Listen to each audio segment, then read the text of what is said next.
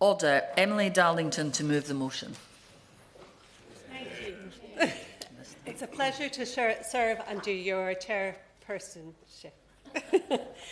I want to begin today's debate with a quote from Gavi's inaugural board chair, Nelson Mandela, over 20 years ago. Life or death for a very young child too often depends on whether or not he or she is born in a country where vaccines are available or not. And it's the injustice that he spoke of that these organisations that we're talking about today, Gavi, the Global Fund, and others, have fought against since every day that it was established in 2000. This is a fight that has led to more than 1 billion children vaccinated in more than 18 million avoidable deaths prevented in low-income countries. But this is also a Labour and UK story. This is something where we had consensus right across. But at the start, it was Tony Blair's championing of Gavi in the launch in 2000, and Gordon Brown's leading role in the creation of the International Finance Facility for Immunisation that helped fund Gavi's work. And it is our government, a Labour government, who have helped, who this organisation continues to turn to for leadership, global leadership. It is through these organisations that we've cut the combined death rate from AIDS-related illnesses, TB, malaria, by an incredible 61%, saving 65 million lives. Childhood mortality in under fives has been reduced by over 50%, and vaccine-preventable deaths by over 70% in the places where Gavi operates. And thanks to these initiatives, the coverage of key treatments for treatment of and prevention of interventions for HIV, TB and malaria. In countries where the Global Fund invests, we've seen TB coverage increase from 45% in 2010 to 70%. In 2010, the percentage of the population with access to long-lasting insecticide-treated nets to prevent malaria was only 30%. In 2023, it reached 57%. And in 2010, only 22% of people living with HIV were on antiviral retroviral therapy. In 2023, it's reached 78%. And this is the UK's legacy. We hosted the first replenishment fund for Gavi in 2011, and we hosted the last one in 2020. And we will be co-hosting the Global Fund replenishment this year alongside South Africa. So this isn't just about helping these other countries. This is actually about the UK's own soft power, our own security, and the resilience of the NHS. And let's talk a bit more about the UK contribution, because it's not just the government's contribution, it's actually the contribution of amazing life sciences companies here in the UK.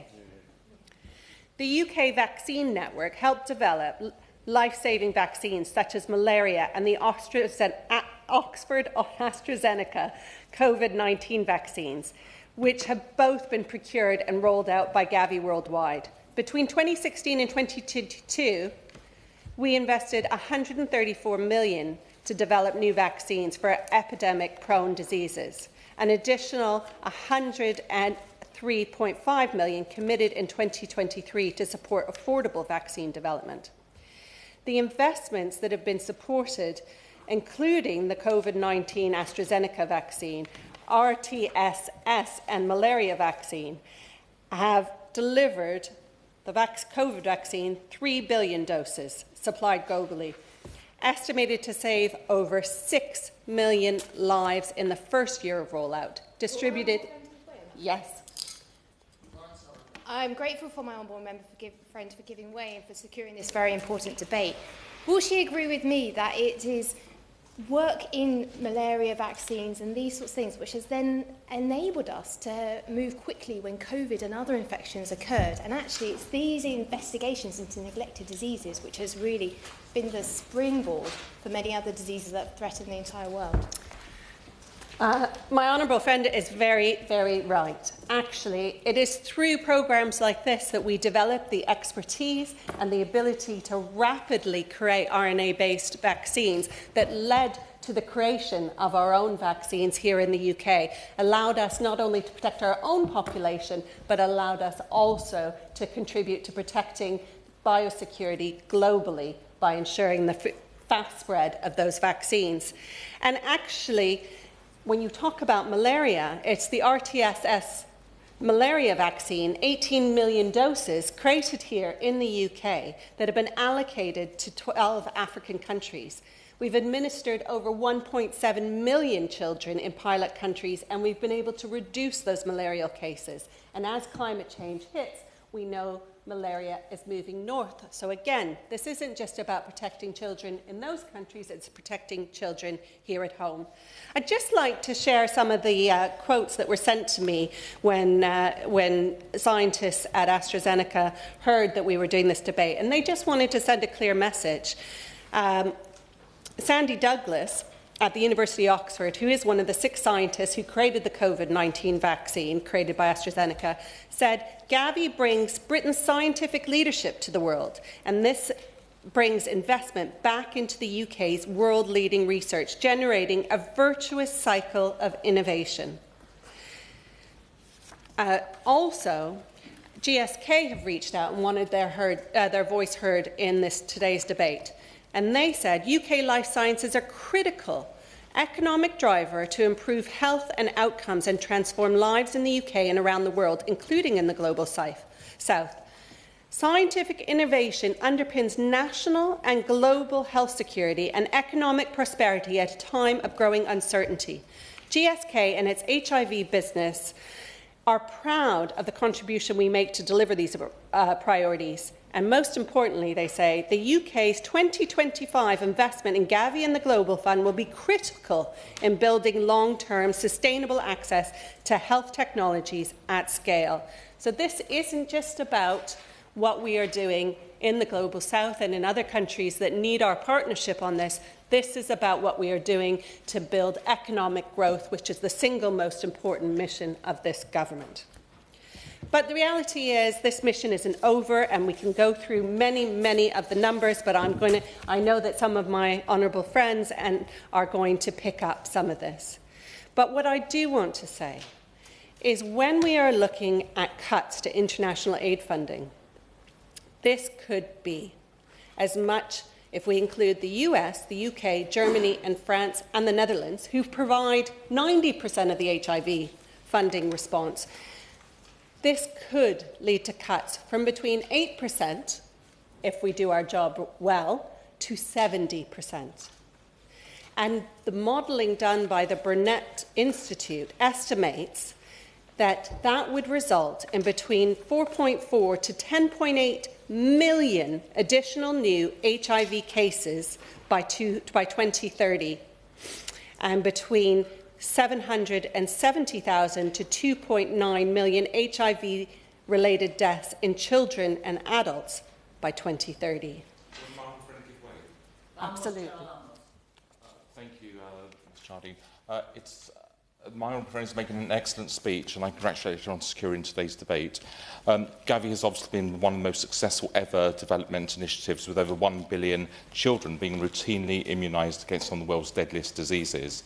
Despite Gavi's success, over 1.5 million children still continue to die from vaccine-preventable diseases. Does she agree with me that the UK needs to show leadership in ensuring that immunisation remains a funding priority for the UK, and that the government, as a board member and as a strong donor, should continue to fund Gavi and prioritise life-saving vaccinations? I thank my honourable friend. I absolutely do agree.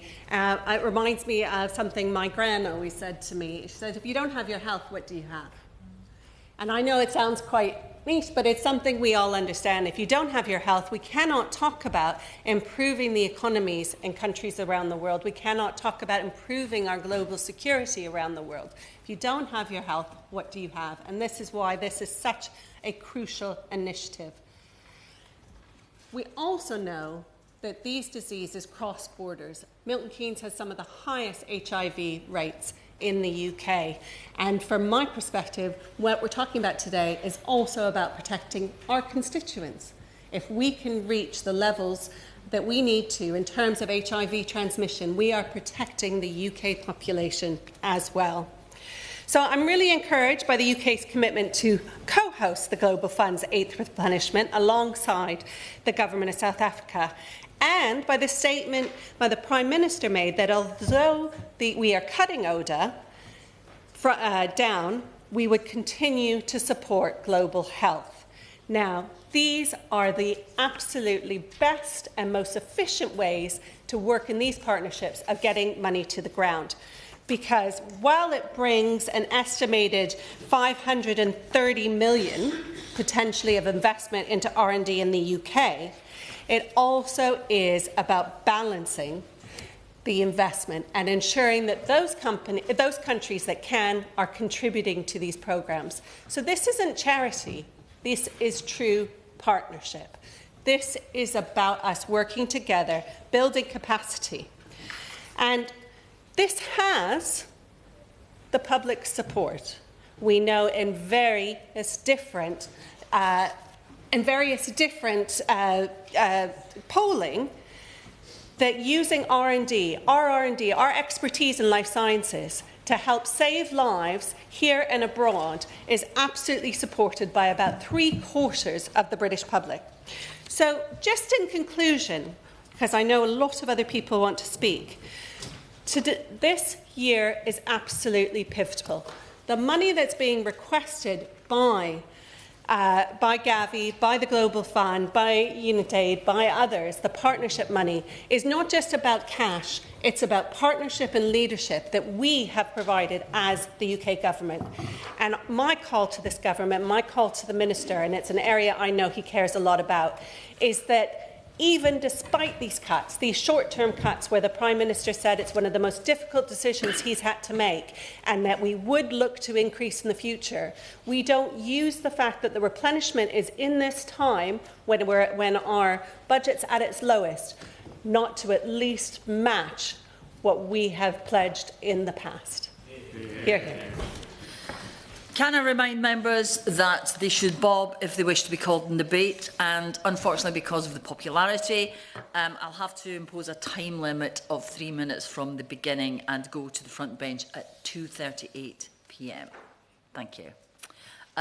David Mundell. Thank you, Madam Chair. And I'm very grateful to you for stepping into the chair, because I was due to chair this debate and wouldn't have been able to contribute, and I very much wanted to do that. With restricted time, I don't want to rehearse some of the discussions that we had with Baroness Chapman in the International Development Committee earlier in the week, other than to say, as the Honourable Lady, and I do congratulate her on securing the debate, has just said, a contribution to Gavi and the Global Fund is not charity.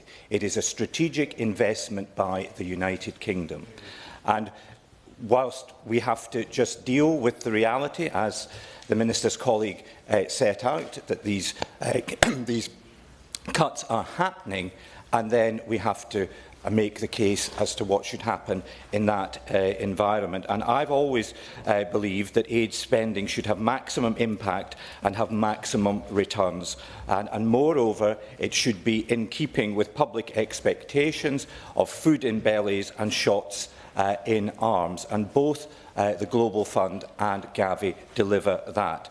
Gavi, as the Honourable Gentleman said, has immunised over 1 billion children, reducing vaccine-preventable child deaths by 70% in the 78 low-income countries it operates in.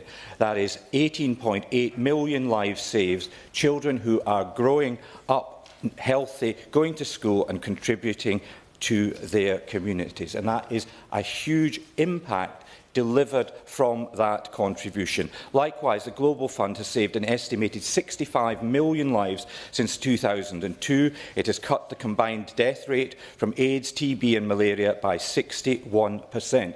These are staggering achievements and should not be discounted. Indeed, Gavi and the Global Fund are two of the most successful and impactful health programmes in history.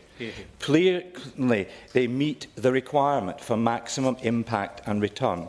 They are, though, only possible because of sustained, coordinated international investment.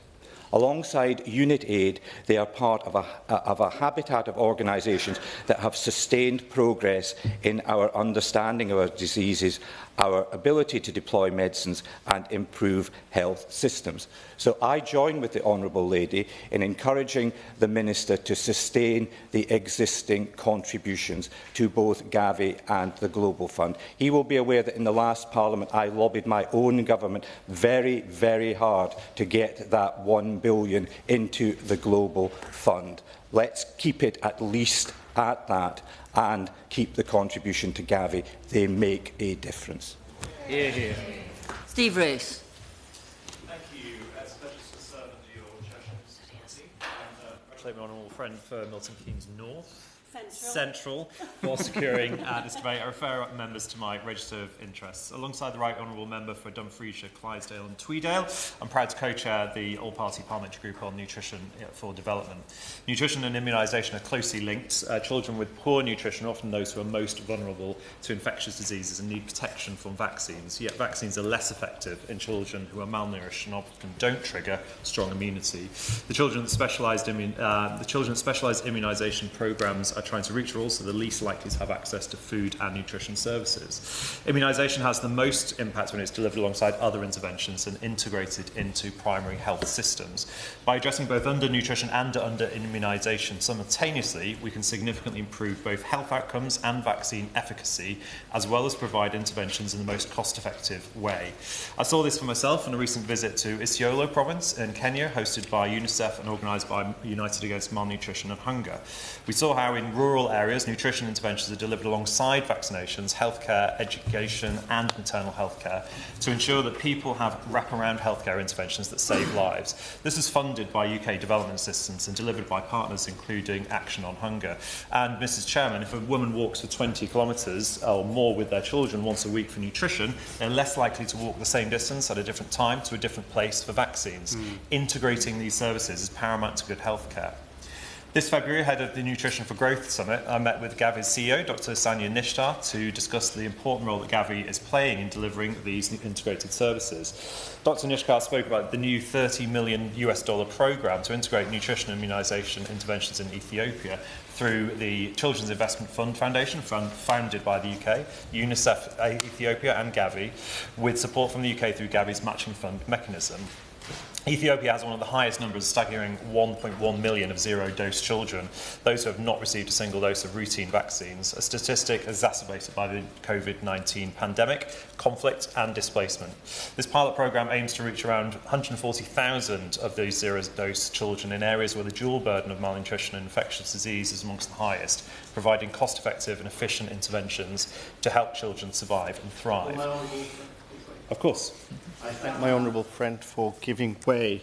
Does my honourable friend agree with me that even before the devastating cuts to foreign aid by the UK, there was instability in funding for global vaccination programmes? We've already heard that over 1.5 million children die from preventable diseases. So does he agree with me that the reduction in foreign aid by the UK will have a devastating impact on the ability to provide vaccines to these children, and it will end up costing lives? Thank you for the intervention. I'll leave the answer to that question to the Minister, but I hope that there will be an impact assessment to sort of properly map our interventions in the future. Integration costs money, and Gavi can't do this integration without financial support. And I hope that when the Minister is assessing our contribution to this year's Gavi replenishment, he'll look at including support for nutrition integration. Can he tell me what plans his department has to integrate nutrition and immunisations more widely? I just want to touch on one issue very briefly. The UK's contribution to Gavi has not only helped save lives, it's also contributed to the UK's health security by reducing the risk of global health emergencies and pandemics. It's brought money into the British economy through reputational and research returns, and it showcases UK's leadership on the global stage. Within my own constituency, the Medical Research Council-funded Centre for Medical Mycology at the University of Exeter works closely with Gavi, carrying out world-leading research into deadly fungal diseases and developing vaccines for some of the most widespread causes of death and disablement in developing countries. So, does the Minister agree with me that the UK's continued participation in Gavi and the Global Fund not only is the right thing to do because it saves lives around the world, but it's also strategically sound as it supports our growth strategy and is an important part of delivering both on our industrial strategy goals and our national health goals? Thank you. Kimberlin. To serve under your chairpersonship for the first time, and I congratulate the Honourable Member for Milton Keynes for securing what is an important debate. In fact, it's just 6 months shy of 5 years since I had my own backbench debate on global vaccine access, albeit then in the context of the global COVID pandemic. And I look back on what the then Labour spokesperson said with interest, the Right Honourable Member for Wigan, who was then Shadow Foreign Secretary. And what I found in her remarks was a consistent emphasis on working bilaterally to tackle global health crises and through these efforts to tackle poverty and inequality, and that this was not just the practical but the moral thing to do. And I really hope we haven't forgotten what we should have learned from the COVID pandemic about how fast a disease can turn into a global threat, about how good health produces safe and secure countries, and about how terrifying it was to have to reckon with the realities of the pandemic in respects of all aspects of our lives. And I do hope the Government will be thinking about that as it approaches the spending review. But, Ms Jardine, Gavi and the Global Fund have been an incredible success, and it's something we ought to be able to celebrate. The UK has been a leading force in these efforts on the international stage, and this is something that we can be proud of. And it is something that bolsters our reputation, our standing, and it forms part of our global soft power. The need to fund these programmes won't last forever. 15 years ago, lower income countries were only able to fund on average 10% of the costs of their vaccine programmes. And over the next 5 years, it's estimated that they will cover up to 40% of the costs on average. Some countries are already there, with Indonesia now a donor to Gavi rather than a recipient. And let's not forget, Ms Jardine, that we need the world to be vaccinated. Disease knows no borders. Disease leads to poverty, which leads to global instability. We also have seen the more immediate and direct effects from global vaccine and treatment availability through the demand and the growth of our life sector sciences back here at home. And I'd like the Minister to tell me that that isn't the sort of growth that this Government is looking for. These investments benefit us up and down the UK. And in my own constituency, the University of St Andrews reported just last month that the Department for Infection and Global Health Division was awarded career funding on identifying new therapeutic strategies for infectious diseases. But, Ms Jardine, I've almost reached the end of my remarks, but I do have to mention the elephant in the room, the shrinking ODA budget. I have read the statistics, as others have here, that spending on Gavi and Global Fund gives some of the best financial returns on spending. And just a few weeks ago, I attended a meeting here in Parliament with the Chief Executive of the World Bank. He was clear that his role and that of his organisation is to create opportunities in the Global South to develop their economies and reduce emigration from them. And given the Government's other priorities, such as immigration, investing in multilateral ODA activities makes sense. So I really urge the Minister to look again at that cut, how long it is needed for, and that they will be engaging openly with the One Campaign's pre-action letter questioning legality of the current cut to point 3. Thank you.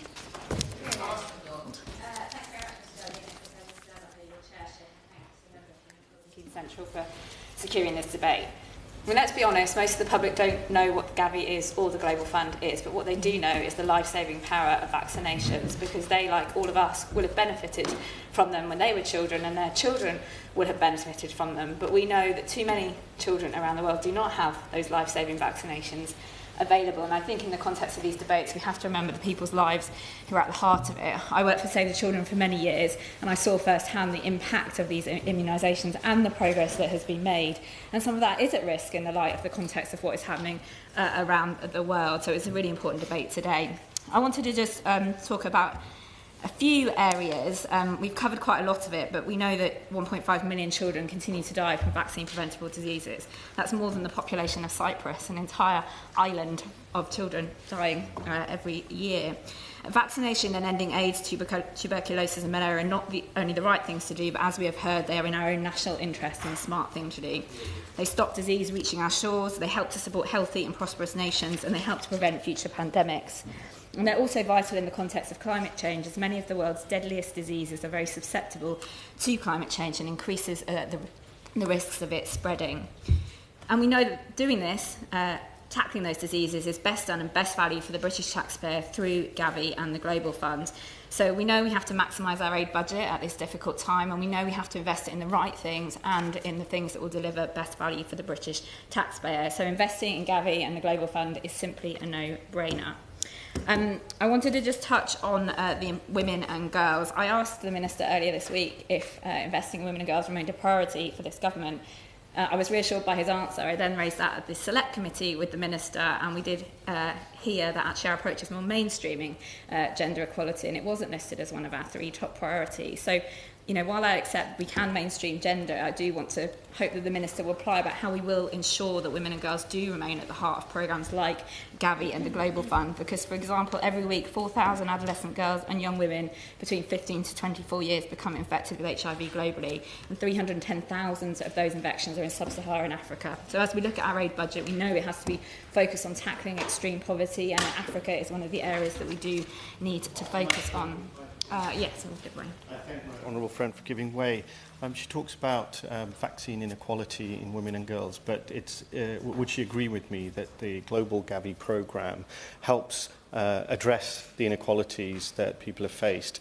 And during the COVID pandemic, it's clearly reported that the richer, more affluent countries had priority over those vaccines compared to low and middle income countries. So Gavi is essential to help perpetuate equality. Yeah, I totally agree with the honourable member, and in fact what we've seen in Gavi is that countries that were primarily recipients before have now become donors themselves, such as Indonesia. So it's a clear pathway to transitions into different roles within the global economy as well. As I think other people have mentioned, brilliant examples of science and innovation in their constituency, and I did want to mention the John Innes Centre at the Norwich Research Park, which isn't technically in my constituency, but it is in Norwich, and it is doing really pioneering work, particularly around malaria. And as we have heard, that is helping to save lives internationally, but it's also creating jobs at home and generating economic growth. I just wanted to finish really by saying we do need a new architecture for international development. We do have to accept the world that we are in, and that we do have to challenge ourselves. We do have to challenge ourselves as to why some of the public support for aid has been lost, although I do think when we look at some of the polling, it does show that for life-saving interventions like vaccines, there is quite a lot of support for it. But both Gavi and the Global Fund, I think, show us what that new architecture could look like in terms of working together globally through multilateral institutions, pooling our resources to maximise our impact. So this isn't the time to take our foot off the accelerator. We have made huge progress in this area, both in tackling disease and protecting our own health security. So I'm sure the Minister will reaffirm our commitment to improving the health of some of the poorest communities in the world and delivering a safer and more prosperous future for us all. Thank you. Thank you. Thank you. We're now going to struggle to get everybody in, so if we could keep any interventions very brief, please. Jim Shannon. And also can I commend the Honourable Lady from Milton Keynes Central for setting the scene so very well. A terribly incredible debate, and that's why we're all here to make a contribution. Gavi has so far immunised some 1.1 billion children. It's estimated that I've heard of more than 18.8 million deaths globally. So if you want a success story and something that's worth investing in, this is a scheme. Childhood mortality in under 5s has been reduced by over 50%, vaccine preventable deaths down by 70%. Again, a reason for supporting this. Like the Honourable Lady who spoke before me, I want to focus upon women and girls in particular, because I think it's important that we look at where the impact is from there.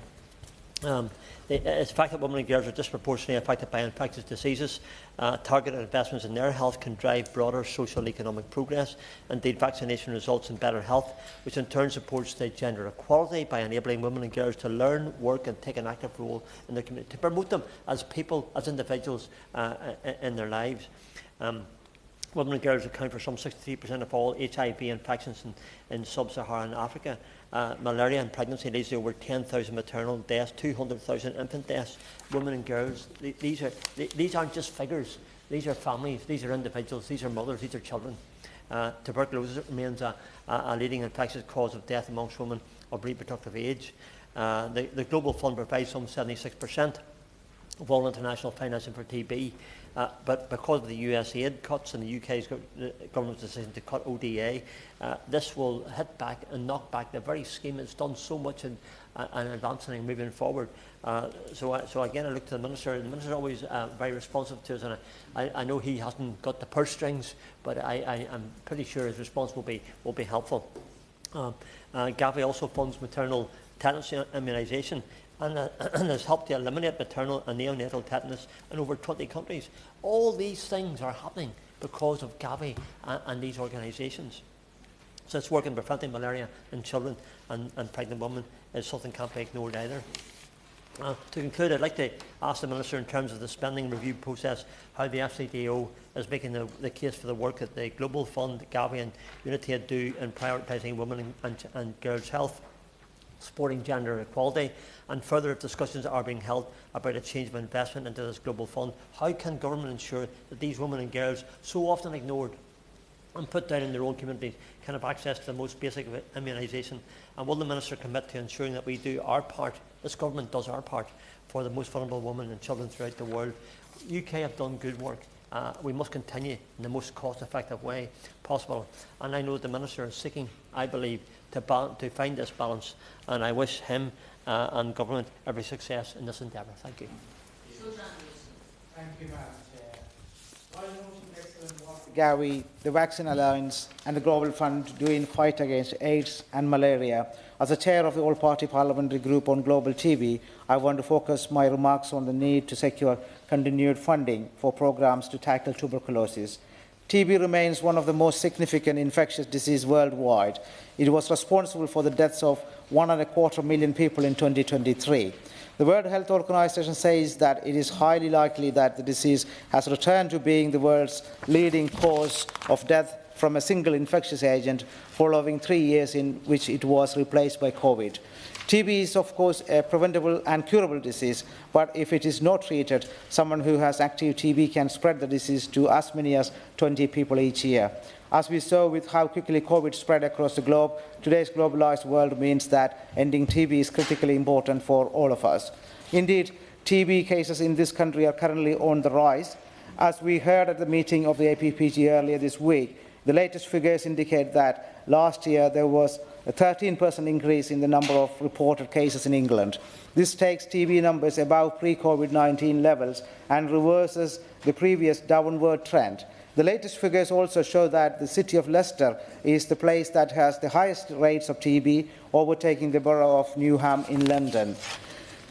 Although the focus of this afternoon's debate is on global health, it is worth reflecting that this government has inherited a steady increase in the number of TB cases domestically since 2020. It is therefore in our own interest to continue to work to eradicate TB. As the leading international funder for TB programs, the Global Fund is a critical partner in helping to achieve the goal of finding and treating 45 million between 2023 and 2027. Missing people with TB, people who are not diagnosed, treated or reported, are a major challenge in the fight against the disease and help to contribute to drug-resistant TB. As drug-resistant TB does not respond to standard first-line antibiotics, treating it is costlier, complex and more prolonged. It can take 3 to 4 times as long. However, if the case numbers of drug-resistant TB continues to increase, it could eventually pose a dangerous risk to global health security, including to high-income countries. As it is the largest external source of financing for the drug-resistant TB responses in low- and middle-income countries, the work of the Global Fund in this area is so important. Work has been done to safeguard the decades of progress that has been made in the fight against the disease. And thanks to the work of the Global Fund, 7.1 million people with TB were diagnosed and treated in 2023. I therefore ask the Minister to reassure this House that this government will continue to fund Global Fund to eradicate TB from the globe. Ryan Matthews. Thank you, Madam Jardine, and it's a pleasure to serve under your chairship. And thank you also to the Honourable Member for Milton Keynes for bringing this vital debate. The Global Fund to fight AIDS, tuberculosis and malaria has saved over 65 million lives since its inception and remains one of the most effective mechanisms we have to combat infectious diseases worldwide. Diseases whose death toll continues to rise every year, especially in some of the world's poorest regions. Gavi supports immunisation and vaccination of almost half the world's children and has prevented over 18.8 million deaths across the world. The United Kingdom has historically stood at the forefront of global health, from pioneering the invention of the vaccine and life-saving medications to supporting the NHS. Our commitment to science and health has shaped the world over. Continuing our support for Gavi and the Global Fund is not only morally correct, it's strategically wise. Why? Because disease knows no boundaries. We all learned that lesson with COVID. Infectious diseases do not only cause individual tragedy, they threaten global development and stability. They rock economies to their core. When we invest in global health systems and these organisations, we don't just save lives abroad, we protect our citizens, our constituents, by preventing future outbreaks, strengthening early warning systems and developing research that will benefit everyone. Every penny that the UK invests in Gavi and the Global Fund yields incredible returns. It provides antiretroviral therapy for people living with TB and HIV, creates global stockpiles of vaccines for Ebola, cholera and yellow fever so that any emerging pandemic can be stamped out quickly, and mosquito nets to protect children while they sleep. They help build and strengthen health systems, empower communities and promote gender equality. That it gives people a chance to live and work without risk of needless infection. Failing to fund these two vital organisations would risk reversing decades of progress that have been made. It risks letting preventable diseases kill thousands of people each year. And if we step up and maintain our support, the UK will send a clear message that we will not turn our back and that we believe in a society where no one has to die from a disease that we can treat. Jonas Salk, the inventor of the polio vaccine, said that the reward for work well done is the opportunity to do more. Let's help Gavi and the Global Alliance do more. Thank you.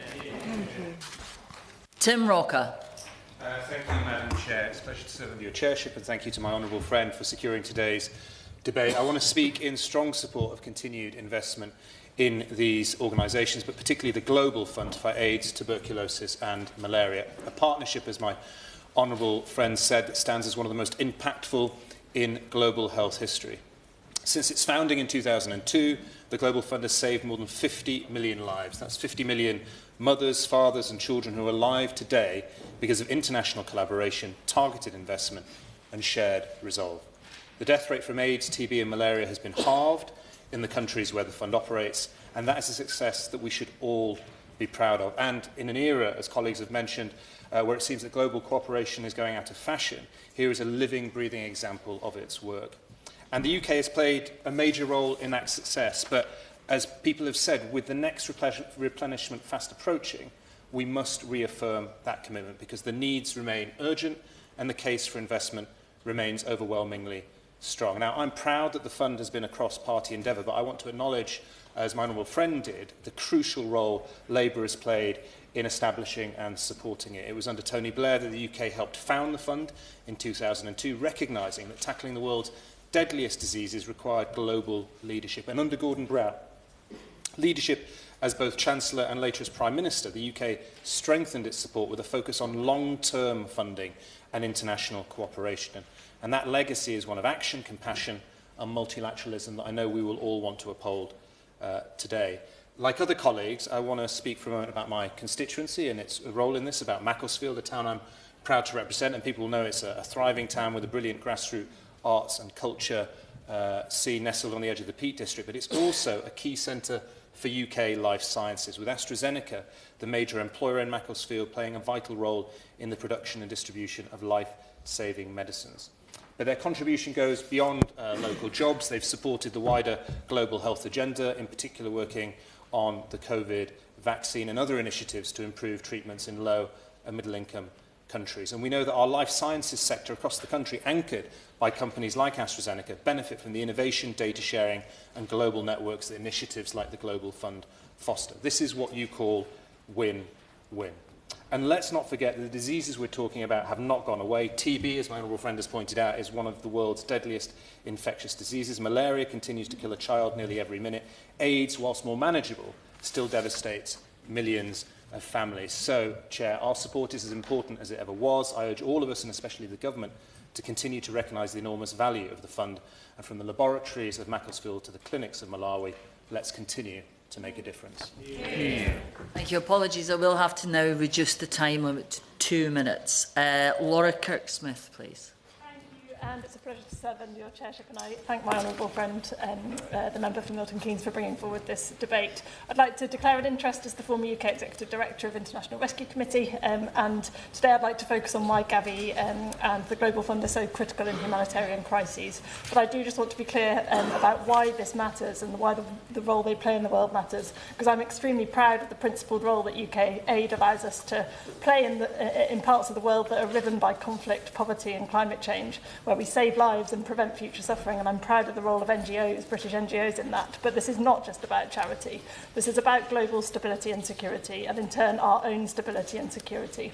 Because when diseases are left unchecked in fragile states, they don't stay contained. They cross borders, they become pandemics, they threaten and harm all of us as human beings, and they demand costly emergency responses here in the UK and abroad that could have been prevented through earlier interventions. I saw firsthand the way in which Gavi and the Global Fund work in humanitarian crises, in particular through the IRC's partnership with Gavi. In East Africa, despite the insecurity and the limitations on humanitarian access making vaccine delivery difficult, IRC was able to expand vaccine coverage. In 19 months, an IRC-led consortium funded by Gavi, powered by local partners, administered 9 million vaccine doses and put nearly 1 million children on the path to full immunisation, including 376,000 zero-dose children. As of January 2025, 96% of the 156 target communities had access to vaccines. Before the intervention, only 16% had. And the cost of delivering that was just $4 per person. This shows how by institutionalising this model of providing doses and funding directly to frontline actors, we can reach people outside of government control and deliver real impact even in some of the toughest and most fragile humanitarian settings. Hear, hear. Michael Payne. Hear, hear. Thank you, Madam Chair. It's a pleasure to serve under your chairmanship, and can I also thank my honourable friend, the member for Milton Keynes, for securing this crucial debate.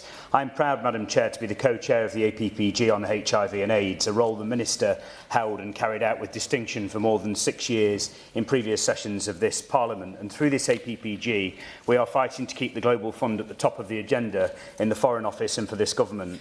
At a reception in this place a few weeks ago, I was inspired that we were joined by so many people who have spent so much of their time fighting for the Global Fund and the critical work that it does. And I was particularly delighted that we were joined by the Minister in the Foreign and Commonwealth Development Office, Catherine West MP, a demonstration of the UK's commitment to this cause. We were also joined by the Deputy High Commissioner, Dineo Matloko, from the South African High Commission, likewise demonstrating South Africa's resolve. Madam Chair, as has been said earlier, since its inception in 2002, the Global Fund has helped save 65 million lives around the world. And if we are to continue to save lives from treatable diseases, the Global Fund must be replenished with critically needed funds this year. The Global Fund, Madam Chair, represents a coalition of the willing, and this coalition needs all of us to play our part. Because constant action is required, or we can and will fall back in our battle against HIV and AIDS. I agreed to become the co-chair of the APP on HIV and AIDS, alongside a brilliant team of cross-party parliamentarians, some of whom are here today, because this is a fight that matters and one we must win. AIDS is no longer an unrelenting reality that we have to endure, but a consequence of our collective failure to share the necessary knowledge, protection and medication with everyone who needs it. I'm delighted with the leadership of the Prime Minister and Foreign Secretary in co-hosting the replenishment this year. As Nelson Mandela said, AIDS is no longer just a disease, it is a human rights issue. Let us heed Mandela's words and do all we can to secure a successful replenishment of the Global Fund this year. Thank you, Madam Chair. Sullivan. Oh, thank you, Madam Chair. Ms Jardine, it's a pleasure to serve under your chairmanship. I would like to thank my honourable friend, the member for Milton Keynes, for securing such an important debate, and it's proud to sit with her on the Science Innovation Select Committee. And I'd also like to pay tribute to the right honourable member for Dumbriefshire, Clydesdale and Tweedledale for his tireless work in this space as well. Before I became a Member of Parliament, I was a scientist. I worked on neglected diseases, in particular human African trypanosomiasis, also known as sleeping sickness, where I made a diagnostic test field ready and is out there diagnosing people as we speak. I then recently moved on to work on understanding the immune responses to malaria at the Francis Crick Institute with Dr. Jean Langhorne. And on a recent visit to the Liverpool School of Hygiene and Tropical Medicine, we saw there the amazing science and innovation, lymphatic filomyces, and potentially using a device like this to be able to detect it. That is now being looked at for diabetes. So again, it just builds on the amazing work that we have science in this country. In a recent report, the impact of global health collaboration with the London School of Tropical Medicine showed that it generates a global societal return of £1.4 trillion. And that's £7.7 billion to this economy in the UK. So this is not just about protecting and saving lives across the globe. This is about our industry here in the UK. Now, malaria has been eliminated in 9 countries since 2015. It is incredible. We must go further. We can get the job done. So please, let's replenish that fund. Thank you. Sam Rushworth. Thank you. And can I thank my honourable friend, member for Milton Keynes Central, for securing this debate. I'm here to speak on behalf of constituents in Bishop Auckland who've asked me to call on the government to continue Britain's global leadership in fighting and eradicating killer diseases. And this requires a commitment not only to ongoing investment in the Global Fund, Gavi and Unitaid, but in leading other nations to do likewise. We're often far too doom and gloom, I think, about international aid and what it's achieved. Let's remember that since 1990, in fact in 1990, 1 in 5 children born in sub-Saharan Africa died before they reached their 5th birthday. Today that's 1 in 16, it's still too many. As many people know, I spent a portion of my life living in sub-Saharan Africa, including as a school teacher. My own eyes have wet my pillow at night as one of my students died from a preventable illness because they weren't able to access the treatment that they needed. And when I multiply that by the millions of children who've had that fate, what a tragic loss for the world. And as impressive as the lives saved, and let's be clear about this, a Gavi-supported country a child born in a Gavi-supported country is 70% less likely to die from a vaccine-preventable disease before their 5th birthday. The Global Fund, we know, has saved 65 million lives, and as impressive as that is the investment that this brings to Britain by supporting British science. And may I just say to the Minister, let's not roll back the progress of a quarter of a century. Democrat spokesperson Monica Harding. Thank you, Chair. It is indeed an honour to serve under your chairship, and I want to congratulate the member for Milton Keynes Central for securing this debate. This year, as both Gavi, the Vaccine Alliance and the Global Fund conduct their funding replenishments, it is more important than ever that we consider the indispensable value of their work, both for Britain and for the world. Since its inception at the beginning of the millennium, Gavi has immunised more than 1 million children and saved in the region of 20 million lives. The UK was one of the Alliance's founders and have since constituted the largest single sovereign donor. The Global Fund, in its short existence, has succeeded in driving down the death rates across AIDS, TB and malaria by 61%, saving 65 million lives. That is close to the entire population of this country and would not have been achieved without British support, which manifested most recently in a £1 billion pledge to the Global Fund's 7th replenishment. This money is likely to avert around 1 million deaths. We have made so much progress, eliminating many diseases in some countries and reaching the edge of success in others. However, the work of Gavi and the Global Fund is being placed at risk by short-sighted cuts to international development spending. President Trump has gutted USAID, shattered the fund which fights HIV and AIDS, and is also poised to eliminate much American funding for global immunisation efforts. And following this playbook, this government has now decided to slash British development spending to 0.3% of our GNI, its lowest level this century. I still remember, as do many others, the optimism of the last Labour government who pledged to make poverty history and who funded Gavi and the Global Fund when they were created. This government has rejected so much of the proud 1997 legacy, and they must not do so when it comes to global health. So I hope they put money behind their pledge to prioritise global health and vaccination that they have asserted. There are so many strong and resonant moral arguments for Britain. But at the same time, the fight against disease serves concrete British interests. And the war against infection is currently facing an alignment of factors that make victory even more challenging than ever. Climate change is amplifying disease risk. Higher temperatures are opening up regions to mosquitoes, and the incidence of dangerous weather conditions is on the rise. Pakistan's catastrophic 2022 floods, for example, have since led to an almost 7 million additional malaria cases. And at the same time, the disturbing spread and intensification of conflict across the globe is impeding efforts to treat and prevent disease. Increasingly, civilian populations are being deliberately cut off from aid, and healthcare facilities are not only being disrupted, they are being targeted. And in consequence, we are seeing the return of once controlled diseases like polio and upticks in those like cholera, which emerge from degraded sanitary infrastructure. Why does this matter for Britain? Because, as we have heard, disease does not respect borders. Since COVID, all of us are only too aware that disease can reach our shores, putting both our NHS and our health security at risk. And resistance, particularly in strains of TB and malaria, is an increasing threat. Both Gavi and the Global Fund are working on the development and deployment of new generations of TB vaccines, even in the face of these new headwinds. Existing interventions for fighting malaria are also seeing their efficacy decline in the face of insecticide and drug resistance. Better, sharper tools have been developed. The challenge is now getting them where they are needed. And for that, we need the Global Fund.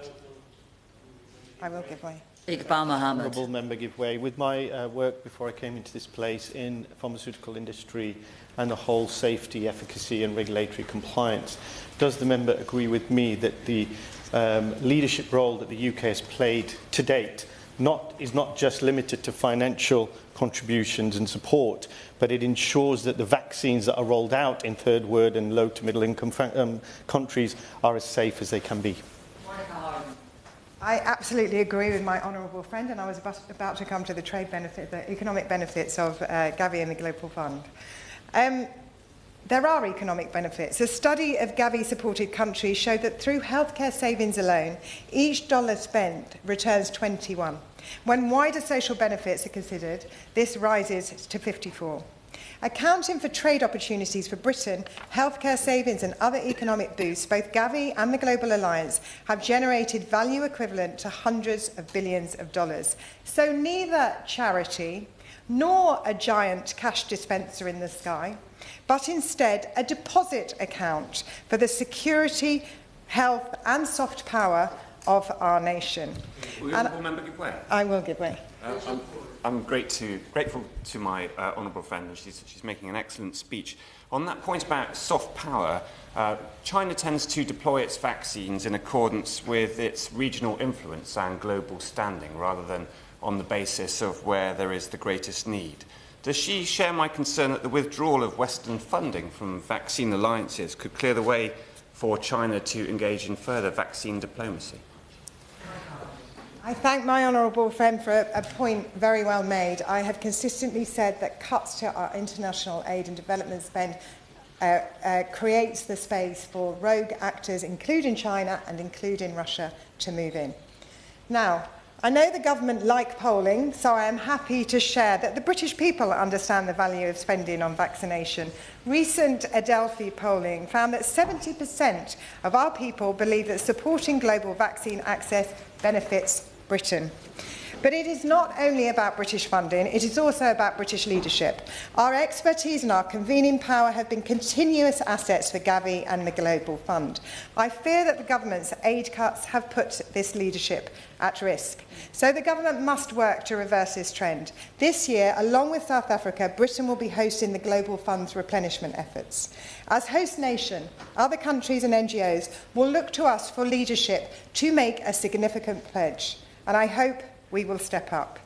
I want to say in closing a little bit more about what Britain's support means to others. I recently met with Botswana's Health Minister and the Special Ambassador of the African Leaders Malaria Alliance. They shared with me their pride at how the progress that has been made on AIDS, with related maternal mortality falling by 80%, and on bringing malaria to the threshold of elimination. They told me that the work of Britain in this success is always felt very warmly, and that it ties the two people and is an expression ultimately of humanity. They told me that the collaboration fuels trade and partnership. The Minister and the Ambassador worry so much that progress and so much investment risks reversing in the wake of a global aid retrenchment, including by Britain. They do not expect global support to last forever, but wrenching it away before countries have fully built up their own capacity is a destructive mistake that they and we will pay for. So, from these benches, I encourage this government to reaffirm our commitment and pledge generously to Gavi and the Global Fund. And I encourage the government to reaffirm our commitment and leadership in aid and reverse the savage cuts to our aid budget. This still new government must decide the Britain they want to deliver. Our wish is one bestriding the world stage, a development superpower, consolidating our massive progress and gains, firming our friendship, acting with compassion while delivering for our own people, security from conflict, disease, and controlling upstream migration to these shores. The space for leadership is now vacant, and I urge the government to fill it. Hear, hear. Opposition spokesperson Wendy Morton. Thank you, Mrs Jardine, and it's a pleasure to serve under your chairmanship today. Let me start by congratulating the Honourable Member for Milton Keynes Central on securing this debate today. And I'd just like to pay tribute also to my right honourable friend, the member for Dumfriesshire, Clydesdale and Tweedale. He's a powerful advocate for global health, and I think we can all see why today he's chosen to, or preferred to be on this side of the dais rather than where you are, Madam Chair. Because, of course, global health is everybody's health. This year we have significant replenishments of two organisations, Gavi and the Global Fund, who work on the front line to secure our populations against diseases which don't respect borders. Gavi, the Vaccine Alliance, is a unique alliance of governments, private sector foundations, civil society organisations and vaccine manufacturers. Gavi has vaccinated, as we've heard today, more than 1 billion children in 78 low-income countries and saved more than 18.8 million lives. In 2025, Gavi is seeking its 8th replenishment for its 5-year strategic period from 2026 to 2030. And this is an impressive organisation. And since being a Shadow Minister in November, I've been pleased to continue to regularly meet with Gavi and participate in roundtables as they approach this crucial milestone. The Global Fund, to fight AIDS, tuberculosis and malaria, invests in sustainable health systems to eradicate these 3 diseases. It has saved an estimated 65 million lives.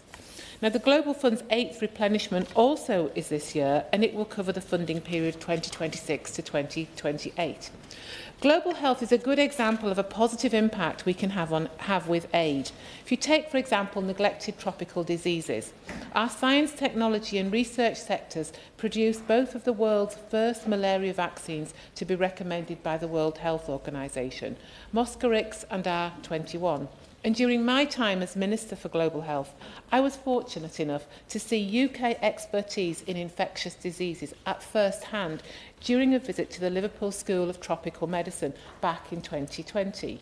At that time, it was a Conservative government that announced £15.5 million to support the Liverpool School of Tropical Medicine's research on preventing the spread of infectious diseases such as tuberculosis and in strengthening health systems in fragile countries. The UK is often cited as a leader in global health. In fact, in answers to several of my written questions on this topic, the Minister knows these well, ministers start by saying the UK is one of the largest donors to Gavi. Before giving the reply, many honourable and right honourable members will be accustomed to that we need to wait until the spending review and all global health investments are being looked at in the round. On that point, will the honourable member give way? Yes, of course. I thank the Shadow Secretary for giving way. Gavi relies heavily on philanthropic donations, notably the Melinda and Bill Gates Foundation. However, there are concerns that such donors may have a disproportionate influence on setting the priorities for global vaccine programs. So does she agree with me that any reduction or pulling back of the UK's support of these programs could exacerbate those concerns? Mrs Jardine, I think what I would say on that is he's absolutely right that Gavi has the ability to pull in so many different donors. As to the specifics, following any ODA cuts, I think then perhaps those should be directed to the Minister to respond to. But I think it's a very good example of, as I say, how partnership can deliver for the benefit of some of the most vulnerable. Now, of course, it was previous governments, Conservative governments, who also made significant interventions that contributed to the UK's reputation as a global health leader. In 2015, we pledged £1.44 billion to Gavi over 5 years. Then in 2020, as we hosted the Global Vaccine Summit, we committed a further £1.65 billion. And during the last 2 Global Fund replenishments, we pledged £1 billion in 2022 and £1.46 billion in 2020. These pledges to Gavi and the Global Fund were just one part of our leadership on and efforts to strengthen global health, and an incredibly important one at that. Now, I note again from responses to my written questions that ministers are often quite keen in their answers to highlight our record on global health, but I would like to take the opportunity of today's debate to ask some further questions about theirs and about the government's record to date. Following the reduction in ODA to 0.3% of GNI, I'd like to ask the Minister, what does global health now look like at the strategic level of the FCDO? I think it would be helpful to us all to know where the priorities will be and if the government plans to continue the emphasis on multilateral NGOs such as Gavi and the Global Fund, or if other models are to be considered. Although the approach to global health may be changing under this Labour government, we still have the replenishments for Gavi and the Global Fund rapidly approaching. In fact, Gavi is literally weeks away. So I'd also welcome some clarity today from the Minister on what discussions he's had with representatives of both funds and with other donor nations, and I'd like to press him a little about the absence of any UK pledges to date. I've previously had no luck getting an answer on this through my written questions, so I'm going to have another go today. And I'd just like to press again and ask if he has considered the impact of this apparent delay from the UK in pledging on our international reputation and our standing as a leader in global health. Yes, of course. The UK track record on this has been quite impressive, in that there are actually other countries in the world that frankly punch below their economic weight. And so it's not just about the UK contribution, but also about the role that we play in making sure that other countries shoulder their burden. The honourable gentleman is absolutely right, and I recall during the last pledging, the replenishment, there were so many conversations going on to encourage other countries and other partners to step up to the plate, and that's why where the UK's leadership role really did have an impact at that time. But I'd also like to ask as well, in a similar vein, what is the potential impact on other countries making pledges? And is the Minister thinking about making a reduced commitment or no pledge at all? Because it would be helpful for other donors and NGOs themselves to know to know what the UK is doing so that they can plan rather than the ongoing uncertainty. The Minister will also be aware that there are a range of financial instruments available to him. One example is the International Finance Facility for Immunisation, also known as IFIM, through which £590 million of our £1.65 billion pledge in 2020 was distributed. IFIM accelerates the delivery of vaccines by making the money from long-term government donor pledges available immediately, so allowing Gavi to vaccinate more individuals and faster. So I'd be grateful if the Minister could update on any discussions he's had with Gavi and IFIM about its potential use to front-load any UK commitments. Very briefly. I agree with what the Honourable Member is saying about what a good model that is, and I wonder if she agrees with me that that is a model the government could look to for other things. There has recently been an international finance facility on education release in the last few years, and does she agree with me that the government could be looking to adopt that model across a range of different issues as we look to find alternative forms of development finance? I think that's a really interesting point, because if IFIM has proven what you can do, sort of working with other with instruments, so I would hope that the government will look at what the options are. But again, I'm sure the Minister will be able to share. It's not for me to answer what the government should be doing, but perhaps the Minister, in his summing up, may take a view on that. So as I start to bring my comments to a conclusion, the global landscape of development is changing. We can see that across the rest of the world. For example, the US, for so long an important anchor donor for a number of global health initiatives, has made dramatic reductions to US AID. So I'd be helpful to know what discussions the Minister has had with US counterparts and other donor countries about coordinating our efforts so that we can maximise value for money in the global health spend.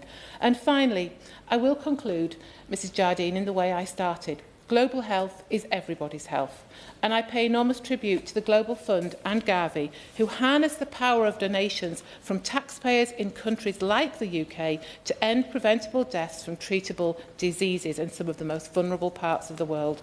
Global health may sometimes seem like an abstract concept, but we only have to look back on recent history to see that infectious diseases do not respect borders, and global solutions are needed to keep us all safe. Minister Dozy. Well, thank you, Ms Jardine, and it's a genuine pleasure to serve under your chairpersonship, and indeed to be able to respond to such a passionate and well-attended debate on a subject that many of the members here will know is close to my own heart. And I'm particularly grateful to my honourable friend, the member for Milton Keynes Central, for securing this debate. She, of course, as well as being an excellent representative of Milton Keynes, has many connections with me, indeed my own constituency in Penarth, and I too have connections with Milton Keynes. That link with this debate, because it was in Milton Keynes that I first worked for World Vision, the international humanitarian and development NGO, and particularly worked on the issues of HIV and AIDS, and saw for myself on a visit with them back in the early 2000s in Malawi, in very, very different times when we hadn't made some of the progress that we've made today, the devastating impact that HIV AIDS was having on communities in southern Africa. And I remember sitting with a woman in a village who had had to take on the children of her sister, having lost her sister in her 20s, and then struggling to make ends meet, and then taking on the children of her sibling on top of that as well. Really stark stuff that I will never forget. But also in my own career worked on these issues, and indeed was at one of the early launches of the IFIM bonds with Gordon Brown, and many of the other efforts that she rightly points to that we should be very proud of under the last Labour government. And indeed too, I served as the co-chair of the All-Party Group on HIV and AIDS, and it's fantastic to see some of my successors in that role. One of Parliament's longest all-party groups, and one of the most impactful, I can genuinely say, over many, many decades, and still doing important work today. So this is absolutely a timely moment with the Gavi and Global Fund replenishments coming up this year, and I'm hugely grateful to all of the contributions and input that members have made today. I can absolutely assure that the government hears them. They're being communicated with my colleague Minister Chapman in the other place, and then we will look very closely at a number of the points that have been raised today, because we should indeed be very, very proud of our remarkable achievements over the last 20 years, and we must maintain maintain this positive trajectory, including increasing life expectancy and stopping the spread of pandemics. Has been said many times, disease respects no borders, and of course it has a devastating impact not only on lives but also on economies. And indeed, of course, that life-saving research also has a benefit economically, as many honourable members have pointed out. So I can confirm, Dr Hook, the UK will continue to champion global health anchored by the Sustainable Development Goals as our lodestar, and our partnerships with Gavi and the Global Fund are crucial in maintaining and accelerating progress. Of course, we are founding members and committed supporters of both organisations. The Global Fund plays a crucial role, and I've worked with it on many times in the past in strengthening health systems and combating HIV and AIDS, TB and malaria. And of course, it also supports the UK's goal to end all new HIV cases in England by 2030, and indeed efforts across the United Kingdom in that regard. Malaria, which has been rightly referred to, which primarily affects women and children, puts a significant strain on health systems and hinders economic growth. Nigeria, for example, accounts for more than a quarter of global malaria cases and loses more than $8 billion annually to the disease, as well as the devastating impact on lives and families. Our partnership with the Global Fund demonstrates the importance we place on working in partnership with others around the world and in the Global South. And together we've saved a remarkable 65 million lives and reduced deaths by AIDS, TB and malaria by more than 60%. And we've also built more resilient and sustainable health systems and accelerated progress towards universal healthcare coverage. On Gavi, also a hugely important organisation that I've had the pleasure of seeing the work of both in this country and elsewhere. This is, of course, a public-private partnership with national governments, the WHO, UNICEF and civil society, and of course that's critical. Those connections were spoken of by many members in procuring and providing affordable vaccines. And through Gavi, more than half the world's children are now vaccinated against some of the world's deadliest diseases like measles, malaria and meningitis, saving more than 18 million lives. And it's been pointed out that today a child born in a Gavi-supported country is 70% less likely to die from a vaccine-preventable disease before their 5th birthday than before the existence of that crucial alliance. And of course, every investment brings economic benefits too. For every pound in investment in immunisation, we see £54 in wider economic benefits. So we're working with Gavi and with other donors, including the Gates Foundation, to reach more children with life-saving vaccines than ever before. And of course, the investments in Gavi and the Global Fund also drive real innovation, Dr Hook. British expertise has transformed the fight against HIV and AIDS, TB and malaria through licensing, technology transfer, and by developing innovative technologies such as new dual-active ingredient bed nets, piloted with support from Unitaid and the Global Fund, and now being rolled out at scale by the Global Fund, and also investment has supported the development of vaccines such as Men5 to protect against the 5 main types of meningitis. And Gavi delivered 5.1 million doses of Men5 in Niger and Nigeria. The Minister made a passing reference, which I think a number of other members did, to Unitaid, but will he more formally acknowledge the huge importance of Unitaid in ensuring the delivery of medicines in some of the most difficult environments around the world? I absolutely will, and it's referenced throughout my briefings because of that important partnership that we have with Unitaid in so many contexts, and indeed have seen their work as well myself. So we're delighted we're going to be co-hosting the Global Fund's 8th replenishment with South Africa. We aim to attract and deepen investor engagement, sustain collective investments and collaborate with the private sector on financing, innovation and supply chain support. And we will do everything possible to ensure the success of that replenishment. And indeed, last month, the Children's Investment Fund Foundation made an impressive first pledge of $150 million, a 5-fold increase from their previous investment. And that extraordinary commitment, I think, underscores the significant role of private philanthropy too in advancing global health equity and the power of partnership. And as countries work to increase domestic financing, we must stand together and strive for success in those replenishments. And we know this is an incredibly important moment in all these issues. Now, many members have rightly asked me about financial commitments today, and I've heard the voices very, very strongly around this room. Members will understand, Dr Hook, that we cannot make any financial commitments for the next replenishments until after the spending review is complete. But we will continue, and I want to assure members of this, to champion the Global Fund and Gavi and the people they serve and many of the issues that have been raised today. So I can assure them their voices have been heard and the voices of their constituents on these issues. These are not decisions any of us wanted to make about cuts to the ODA budget, not least given the record of success that we've had on these issues. But I can also say that when I look at some of the things I do every day, they are the right choices. They're very difficult choices. We remain committed, however, to international development and particularly to global health. And I think the number of interventions on these issues have made that very clear across the House. I'll reply briefly to some of the specific points made. My honourable friend from Milton Keynes Central spoke about the wider benefits, not only to the economy, but also actually in terms of our research and the links that there were then to the COVID vaccine research. I actually saw some of that in pioneering RNA vaccine research myself in visits with the all-party group years ago, and then to see that expertise used to then combat that deadly pandemic was absolutely extraordinary. My honourable friend and successor rightly talked about this being investment, not charity, and indeed the proven track record of the Global Fund and Gavi and indeed Unitaid. I think that's consensus on that across the House. My honourable friend from Exeter mentioned his visit to Kenya and the links with nutrition as well, and he knows the government's commitment to the Global Compact on nutrition and the work that was done around the summit and indeed the research in his own constituency. The honourable member from North East Fife, St Andrews, also a place I know well, having done my masters in St Andrews.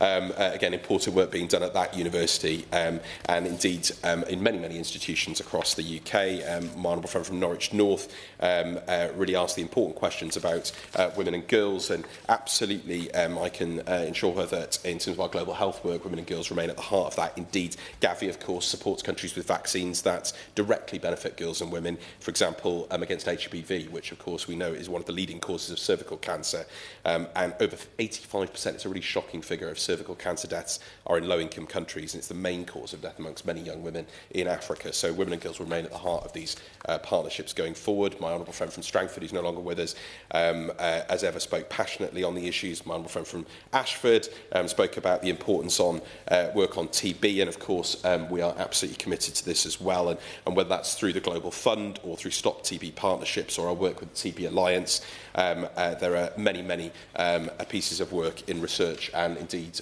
operations that we are doing. My honourable friend from Macclesfield spoke about malaria, as did others. Now, of course, on malaria, there is really remarkable progress being made there in terms of malaria vaccines, and it looks like some of the early findings from the malaria vaccine implementation programme show that an additional 1 in 8 children can be prevented from dying if they receive vaccines in combination with other malaria interventions. And of course, we carry on the important work on anti-malarial bed nets and other interventions.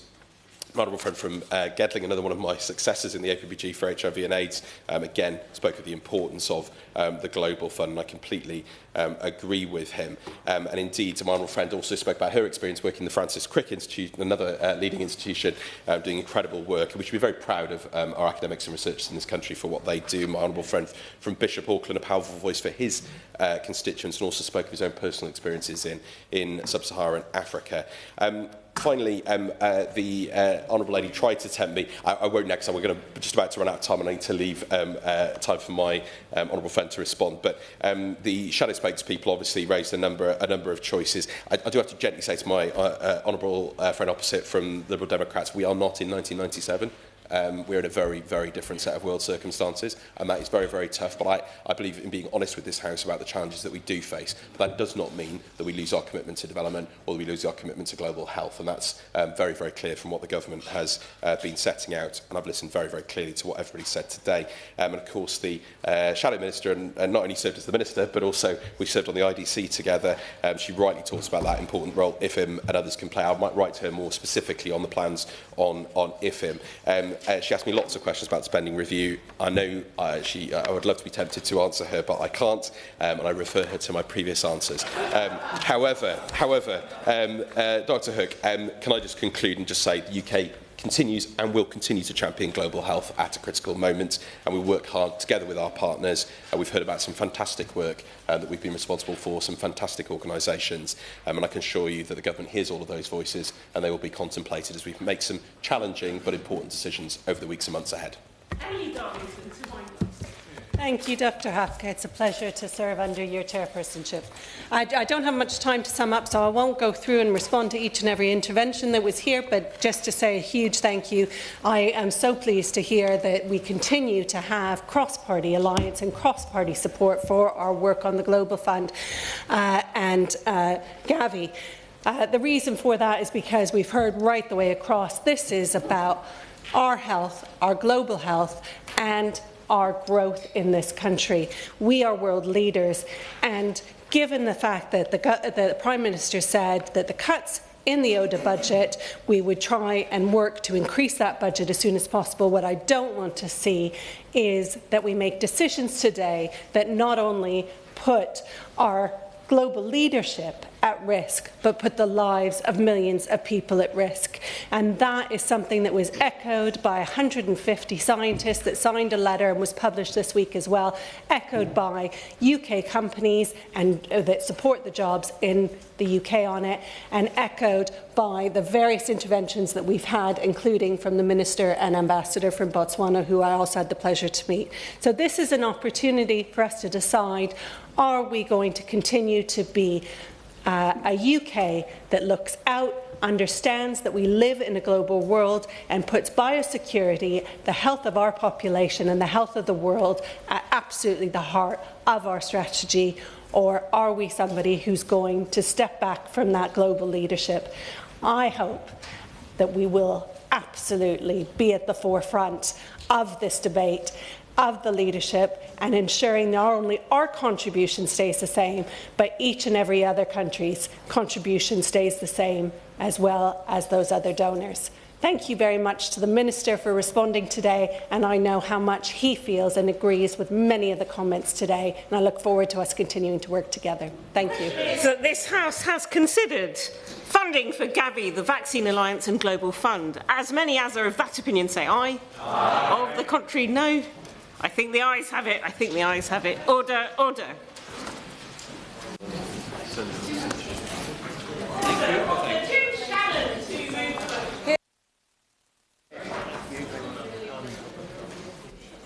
Thank you, Madam Chair. That this House has considered World Asthma Day.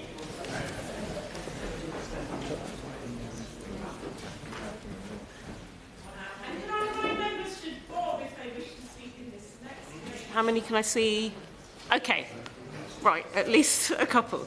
Jim Shadden to move the motion. Madam Chair, a real pleasure to serve under your chairship. And just and we had a very productive time in our parliamentary visit to Egypt, where, on behalf of freedom of religious belief. So just to commend you for that as well, publicly here today in the chamber.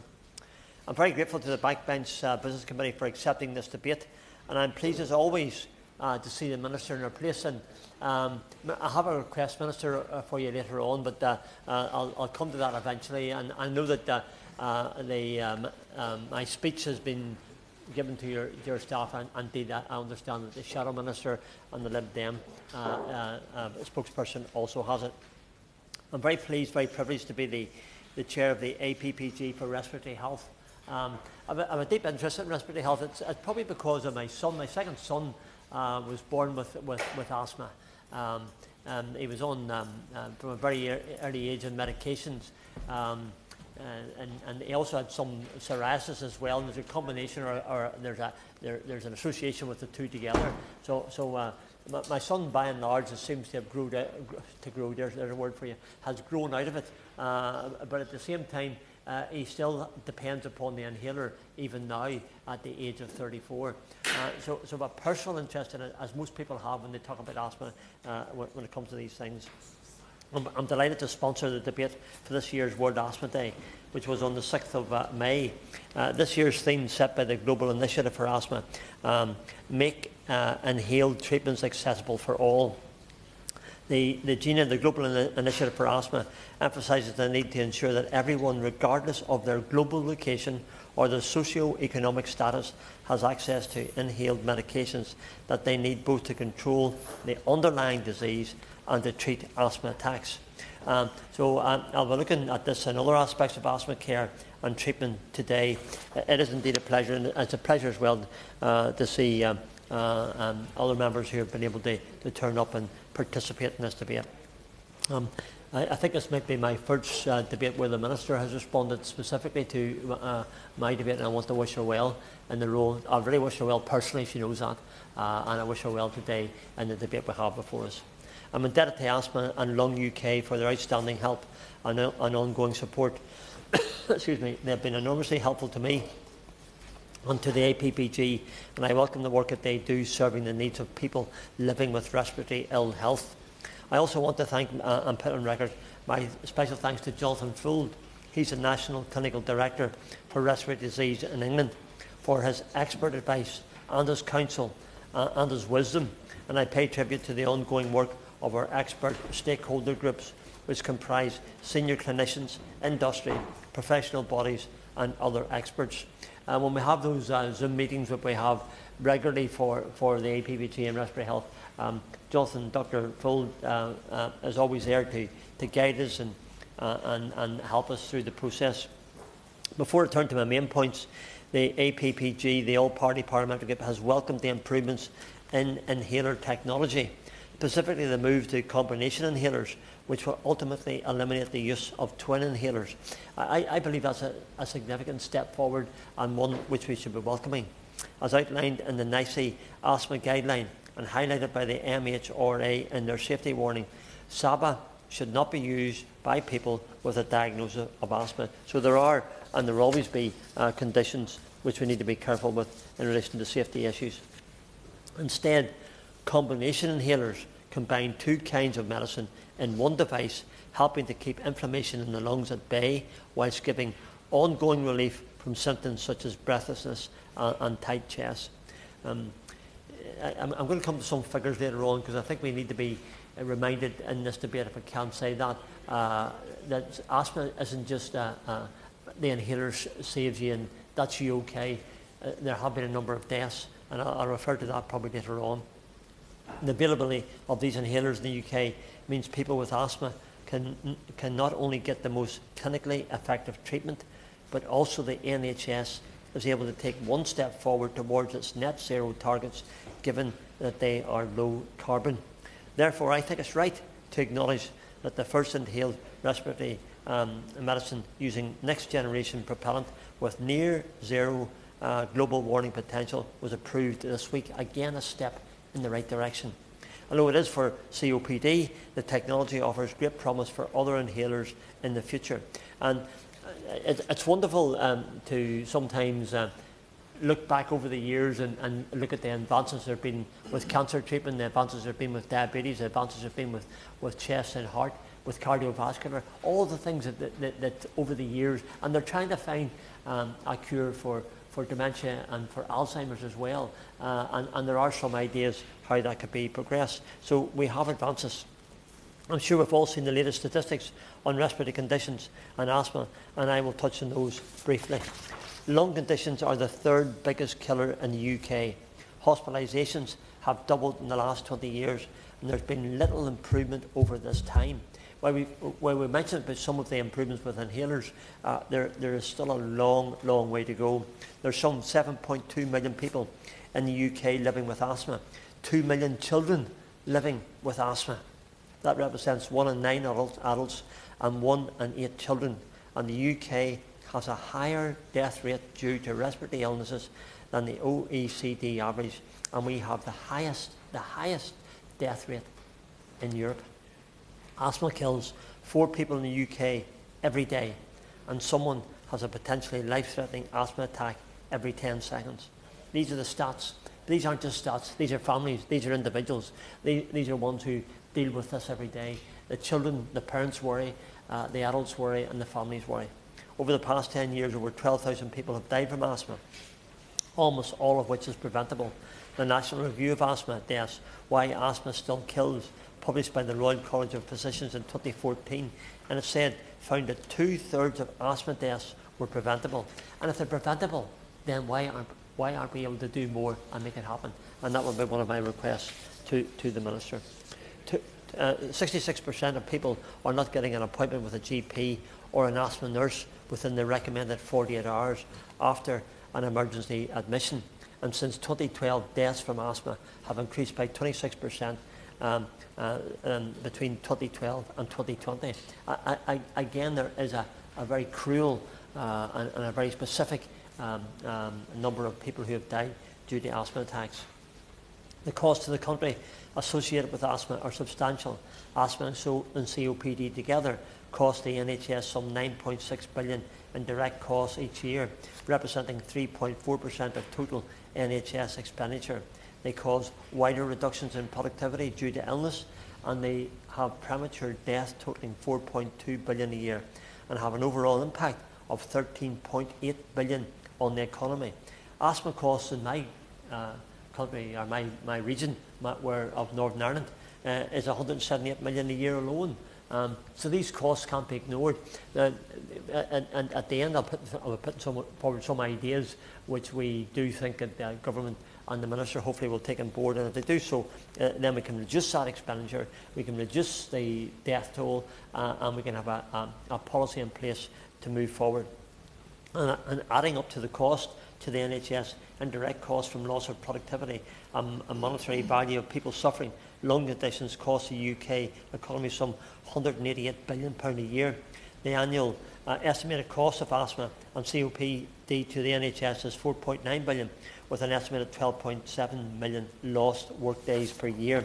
So it's a cost, it's a work days lost, and it's a productivity to our nation. The impact of asthma on the NHS is considerable. Respiratory conditions are a major cause of avoidable hospital admissions, and if I can make them if I can avoid having the hospital admissions, then that's going to be a strategy and a way forward. Some 56,853 admissions due to asthma in 22-23. Waiting lists for respiratory care have risen by 263% over the past 10 years.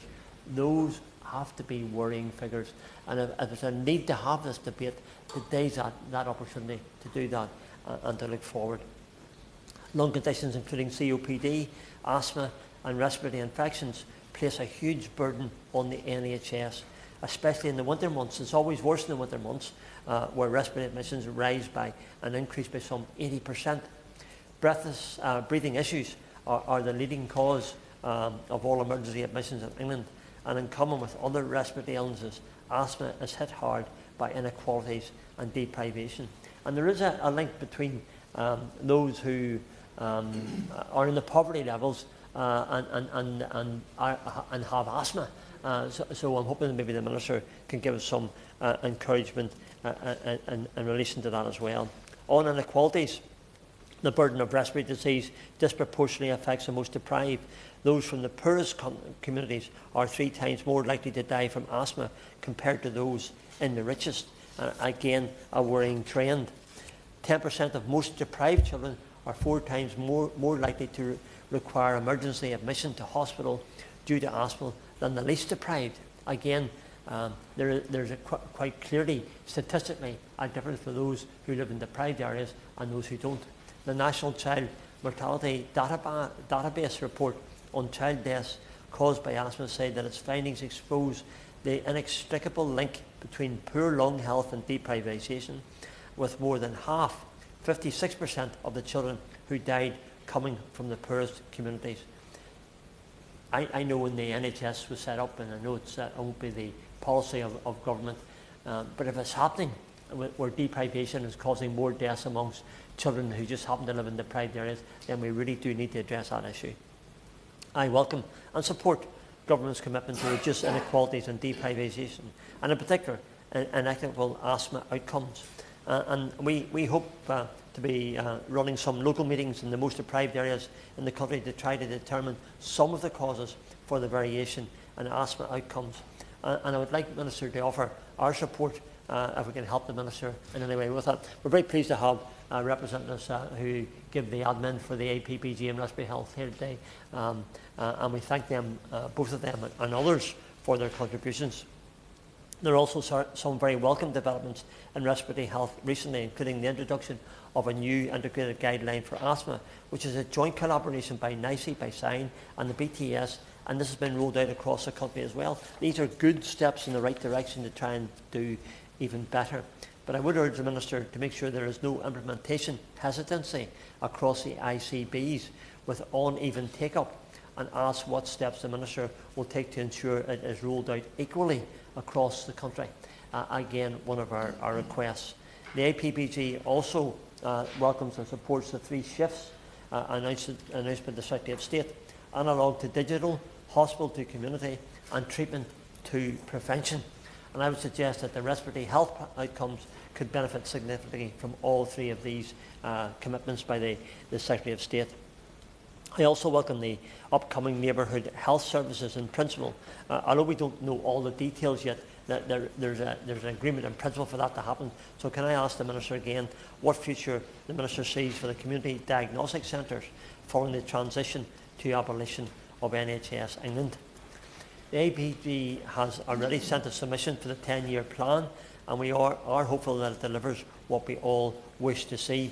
I very much welcome the government's commitment to the 26 billion for the extra money for the health. I welcome the positive stance that the Secretary of State and the Minister here have taken in relation to, but we feel that respiratory health should be key in the centre of the 10-year plan.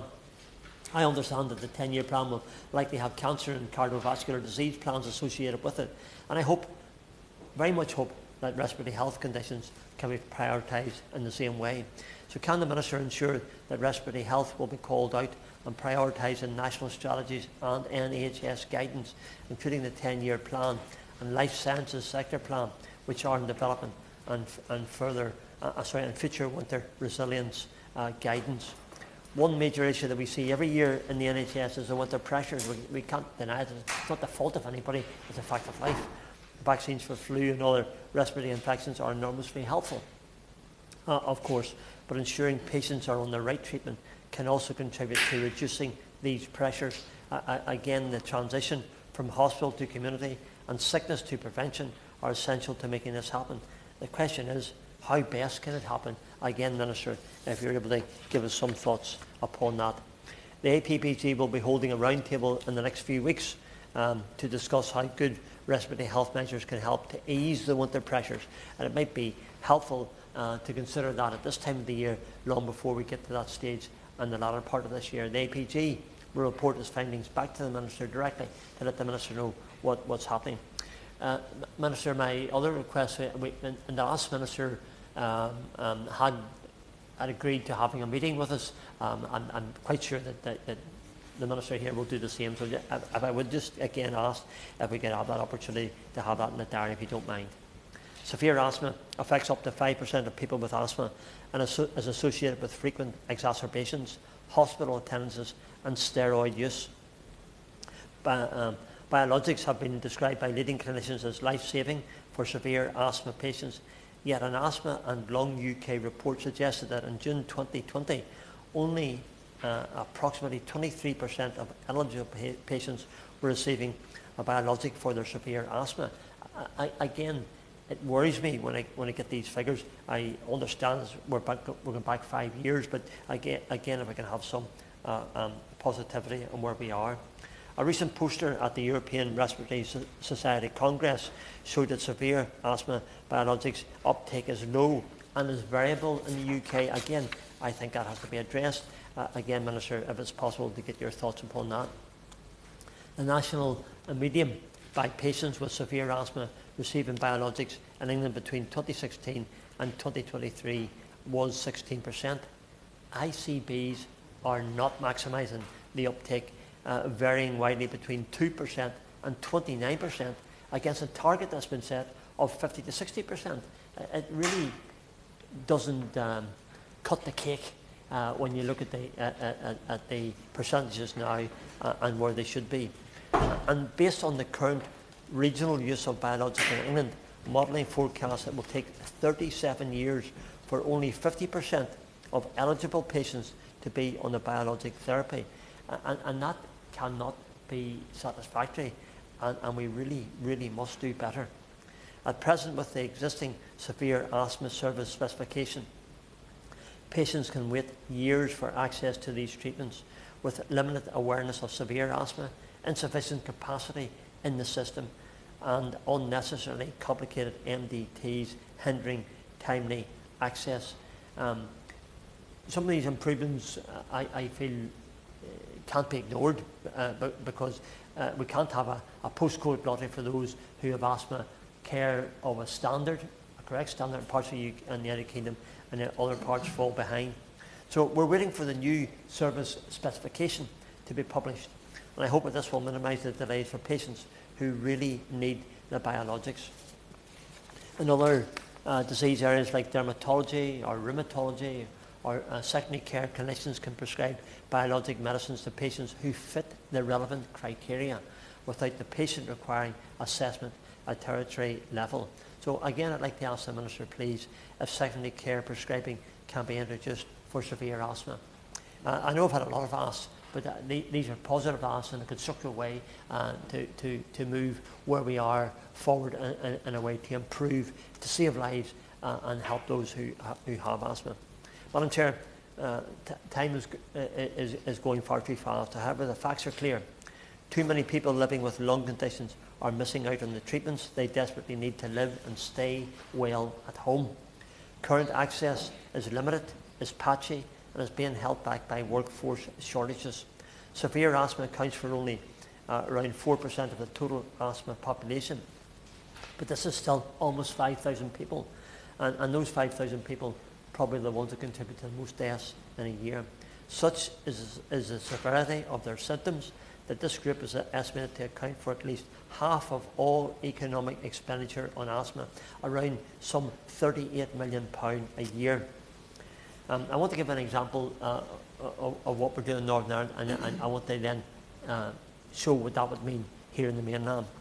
Thousands of people across Northern Ireland are missing out on, as the Minister's responsibility, by the way, I want to make that quite clear, are missing out on key diagnostic tests because of disagreements between primary and secondary care about who should deliver the services. If, for example, fractional exhaled nitric oxide were made available to all GPs as an example across Northern Ireland, its use could save £4 million by optimising asthma treatment. An uptake in spirometry testing in primary care to just 40% of eligible patients would result in just £1.7 million in direct health service costs, savings in reduced COPD exacerbations, again a reduction of 1,778 hospital bed days, of which 605 would be winter bed days. I use that example from Northern Ireland because I had access to those figures and some of that information. But if we replicate that, Madam Chair, for each healthcare trust or board in the United Kingdom of Great Britain and Northern Ireland, and the improvement to health and freedom of financial weight is massive. It's not just the money that's saved, it's not just the lives that are saved, it's about the care of those with asthma. And if we can make it better today by this debate in any way, and I look very much forward to everyone's contribution, I believe there are changes that can be made, and I believe they must be made. And I look very much forward to the Minister to begin this process today. Madam Chair, thank you. Question is that this House has considered World Asthma Day. Where should I go first? Ayub Khan. Thank you, Dr. Rupa Haq. It's a privilege to be speaking under your chairship. Can I say I'm deeply grateful to my honourable member for Strangford for securing this very important, crucial debate, not only for my constituents of Birmingham Perry Bar, not only for the city of Birmingham, but nationally and internationally. Last week we marked the World Asthma Day, a moment of reflection that should fill us not only with resolve but with deep discomfort. Asthma is one of the most common health conditions of the UK, as my honourable member for Strangford mentioned, affecting over 7 million people, and yet all too often it is also one of the most fatally overlooked. Every 8 hours, someone in this country dies from an asthma attack. In 90% of those cases, their deaths are lives cut short, families devastated, futures lost to what should have been manageable conditions. They are dying not because we lack treatments, but because our holistic healthcare system is failing them. This crisis is particularly felt by my constituents in Birmingham Perry Bar. Ours is a proud industrial city, but that legacy comes at a cost. Poor air quality continues to fuel respiratory illnesses, and too many of my constituents are left battling the consequences. I received a deeply moving letter from a constituent who has lived with asthma for years. Despite managing her condition to the best of her ability, she suffers asthma attacks constantly, leaving her in constant agony. Unfortunately, her words echo the experiences of so many up and down the country.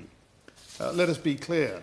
Asthma may be common, but it's no less deadly, and it's no less deserving of urgent, focused attention. I would like to commend the tireless work of people like Kim Douglas, who is a constituent of mine, after the tragic loss of her 3-year-old son, George, to an undiagnosed and untreated asthma. She founded the George Collar Memorial Fund in his memory. That foundation is now calling for 2 vital reforms that can save lives and ease the burden on our health system. First, they are calling for inhalers to be made free of charge for all patients. 57% of those who end up in emergency care for asthma have skipped their medication because they couldn't afford the prescription. Almost half missed appointments out of fear that they wouldn't be able to pay for the medication afterwards. In one of the richest countries in the world, this is simply indefensible. A child's ability to breathe should never depend on their parents' ability to pay. Second, the Foundation is calling for all emergency inhalers to be fitted with a dose counter. Inhalers are often relied on in moments of life or death, in a situation of emergency. And yet nearly 3/4 of patients cannot tell when their inhaler is empty. They go on using them, trusting them, only to find, when it matters most, that they offer no relief. For too many families, this is avoidable failure has had devastating consequences. So these 2 simple changes could prevent thousands of hospital admissions every year. But importantly, they could save lives. So I ask the Minister, will she meet with me and with the George Collar Memorial Fund organisers to discuss these vital recommendations, and will she commit to a 10-year respiratory health plan that finally treats this crisis with the urgency it demands? Thank you. Jessica Toll. Thank you, Dr Huck. It's a pleasure to serve under your chairship, and can I congratulate the Honourable Member for Strangford for bringing this debate to mark World Asthma Day. There were 2 reasons that I wanted to speak in this debate today. The first is personal. I developed asthma as a child, almost certainly, from air pollution of Milan of the early 1990s and living down the road from the Alfa Romeo factory. Now, while the condition improved for me, unfortunately, my youngest sister suffered very severely with it and continues to suffer today. The second reflects the changes that my constituency has faced. Bournemouth was founded as a wellness resort, and back in the day, visitors would come to take the air. In fact, one of our most famous residents, Sir Merton Russell Coates, who went on to become mayor and own the Royal Bath Hotel, he was sent to the south coast of England because he had chronic respiratory conditions, and he ended up living in Bournemouth. Now, it is still a place that people move to improve their quality of life and live a healthier life. But Bournemouth was recently ranked as the 14th worst location in the UK for air quality. A staggering 83% of residents with lung conditions in my constituency say that poor air quality has made their conditions worse. Now, Chair, the Honourable Member for Strangford has pointed out already that respiratory deaths are strongly linked to deprivation, more than any other condition, and people living in the poorest areas of the UK are 3 times more likely to die from asthma than those in the wealthiest. This national injustice is reflected starkly in my constituency, where areas in the less affluent north, like Alderney, West Howe, Kinston and Branksome, have asthma rates that are significantly higher than the national and regional averages. If we are serious about improving outcomes for people with asthma, we must take a cross-departmental and holistic approach, one that addresses not just healthcare, but also pollution, housing, transport and lifestyle. And that's why I welcome the commitment from the Environment Secretary to improve air quality across the country, including in Bournemouth West, because cleaner air saves lives, and it must remain a top priority. And I welcome the government's broader efforts to tackle the root causes of respiratory illness, cutting emissions and improving public access to air quality information, the tobacco and vape spill and the government's ambition to create a smoke-free generation, and key legislation like the Renters' Rights Bill, specifically the inclusion of AWAB's law, which is vital for my constituents. I'm regularly contacted by residents who are living in substandard conditions, plagued by mould and damp, and these environmental hazards aren't just unsightly, they're dangerous. Mould is a known trigger for asthma and other respiratory conditions, and this clear link between asthma and deprivation, improving housing conditions, is not just a matter of fairness, it's a matter of health. Dr. Huck, our National Health Service is in need of fundamental reform. We must move away from a system that reacts to ill health towards one that prevents it. And I support the government's vision to shift more care into the community and tackle the backlog in treatment. In Bournemouth West, the challenges are particularly acute. 32% of respiratory patients have not been seen within the 18-week NHS target, and worryingly, 60% of people diagnosed with asthma are not receiving even the most basic asthma care. These outcomes place us among the worst performing areas in the South West. Meanwhile, over 90% of COPD patients in Dorset are not receiving the standard of care. This is the worst in the south of England. So we must end the postcode lottery of NHS services. Access to care should not depend on where you live. And so could I ask the Minister if the Department is aware of these issues facing my constituents in Bournemouth, but across Dorset as well, and what can be done to improve access to healthcare for people with respiratory conditions in my area? As the Health Secretary develops the NHS 10-year plan, I'd also urge the Minister to seriously consider the proposals set out by Asthma and Lung UK, which include establishing national targets to reduce preventable asthma death, improving access to biologic medicines, supporting the use of digital monitoring, and reviewing funding for asthma research. So in the spirit of World Asthma Day, let's recommit to ensuring that no one dies from preventable asthma attacks and ensure that every person, regardless of postcode or background, can access the care, medicine and environment they need to breathe freely. Thank you. Just for the Liberal Democrats, Jess Brown-Fuller. Thank you, Dr. Huck. It is a pleasure to serve under your chairmanship and always a pleasure to see the Minister in her place. I'd like to begin by thanking the Honourable Member for Strangford for securing today's important and timely debate to mark World Asthma Day, which took place last week. As the chair of the All-Party Parliamentary Group for Respiratory Health, he is a tireless advocate for the millions of people across the UK living with lung conditions and indeed multiple conditions. As the regular health spokesperson, I have been in this chamber many times on debates that the Honourable Member has brought forward, so he is certainly a credit to the lesser spoken about health conditions, and his commitment to raising awareness and driving change in the area of health is deeply appreciated, and I commend him for his leadership in the space.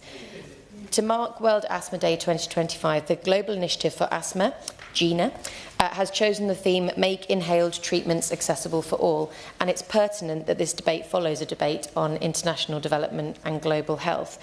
It's a powerful reminder of the need to ensure that people with asthma have access to the treatments they need, not just to manage their symptoms day to day, but to prevent life-threatening attacks. Asthma remains one of the most chronic health conditions worldwide, yet as the Honourable Member for Strangford so clearly set out, progress over the last 2 decades has been slow. Lung conditions are now the third biggest killer in the UK. Hospitalisations due to respiratory illness have doubled in the last 20 years, and the UK has seen little improvement in outcomes over that time. And these are not just statistics, they are people, and they reflect a systematic failure to treat respiratory health with the seriousness that it demands. There are 7.2 million people living with diagnosed asthma in the UK today, including 2 million children. So that's 1 in 9 adults and 1 in 8 children. The UK's asthma death rate is higher than the OECD average and the highest in Europe. Every day, 4 people in this country die from asthma attacks. Every 10 seconds, someone experiences an asthma attack that could be life-threatening. That should be a wake-up call. In my own constituency of Chichester, 7.5% of GP patients aged 6 and over have been prescribed some form of asthma-related medication in the past year. That is higher than the national average. That statistic represents hundreds of families trying to manage a condition that, with the right support, should not prevent anyone from living a full and active life. Yet time and again, those families are so often the ones that are let down in other areas by poor housing, by air pollution, as the Honourable Member for Bournemouth mentioned, by inconsistent care, and by a public health system that has been hollowed out over the last decade. The UK should be a world leader in public health. We have a long history of innovation, grassroots sports, high-quality food production and leading medical research. But under the previous government, we now lag behind our international peers, and it is profoundly troubling that our children experience some of the worst asthma outcomes across Europe and other high-income countries. So the Liberal Democrats are calling on the government to take urgent action. First and foremost, we must reverse the Conservative cuts to public health funding, but it cannot stop there. We need a comprehensive approach that tackles the root causes of poor lung health, from poverty and cold damp housing to polluted air and hazardous working environments. We want to see an increase in the public health grant delivered by local authorities, with part of that funding set aside specifically for communities facing the greatest health inequalities. These communities must be supported by co-designed solutions, whether through better smoking cessation services, stronger action on air quality, or improvements to housing and occupational health. Prevention must be at the heart of our approach. That means investing in primary care, supporting individuals to improve their own health, and giving local areas the tools they need to build healthier environments. It is one of the most effective ways that we can reduce pressure on NHS services and deliver better value for money to the taxpayers. The Liberal Democrats would also take decisive action on air pollution by passing a Clean Air Act based on the World Health Organization guidelines and establishing a new air quality agency to enforce those standards. For those already living with long-term respiratory conditions like asthma, we must do more to ensure access to consistent, high-quality care. So that includes guaranteeing that people with severe asthma have access to a named GP, so they are not constantly retelling their story to new clinicians. And it also means increasing the capacity of the Medicines and Healthcare Products Regulatory Agency so that new treatments can reach patients more quickly. I was on the Delegated Legislation Committee earlier this week with the Minister, where the funding for the MHRA was increased, but it wasn't clear that this would speed up the process of getting new medicines to patients. And as the Honourable Member for Strangford rightly pointed out today, the scale of this issue does demand urgency. 4 asthma deaths every day. A life-threatening attack every 10 seconds. These are tragedies that could be prevented if only we prioritised respiratory health in the way we ought to. So will the Minister therefore commit to setting aside part of the public health grant to support communities specifically facing the largest health inequalities? And will the government propose a new Clean Air Act based on World Health Organization guidelines to ensure that those with severe long-term respiratory conditions aren't breathing in harmful pollutants? And finally, when can we expect the publication of the 10-year health plan, and will respiratory health be included in that plan? Asthma is not just a clinical issue, it's a question of justice, of whether we're willing to tackle the social and environmental factors that make people ill in the first place. And I hope the Minister will reflect seriously on what has been said today. Thank you. Luke Evans. Thank you, Dr. Huck, and it's a pleasure to serve under your chairmanship. And I would like to also place on record my thanks again to the member for Strangford. Now, those unkind might say that he chases the spotlight of Westminster Hall, but they'd be grossly mistaken. He chases purpose, and that's why you find him everywhere with boundless energy trying to make a difference, and no more so than health. I think this must be the 6th debate I've had with him, if not more. So I take my hat off to him because he really is a champion in this space, and thank you for what he does. Asthma teaches you never to take a single breath for granted. When simply breathing becomes a conscious effort, you realise just how much strength it takes simply to stay alive. Now, I've not only seen that as a clinician working in A&E as a GP, one of the scariest moments is to have a child come in who's having an asthma attack, or worse still, have it in your GP surgery when you're trying to deal with the inhalers of how many puffs patients are having. What do you do when they deteriorate? But I have a personal story too, if we're declaring interest, to share with the member for Bournemouth. I suffered with mild asthma growing up as a kid and into my teens, but ended up on an intensive care unit when I had my appendix taken out. I ended up with bilateral pneumonia, which is highly unusual in its first place, but even more so when it's a doctor as well. We seem to be the most complicated ones to treat.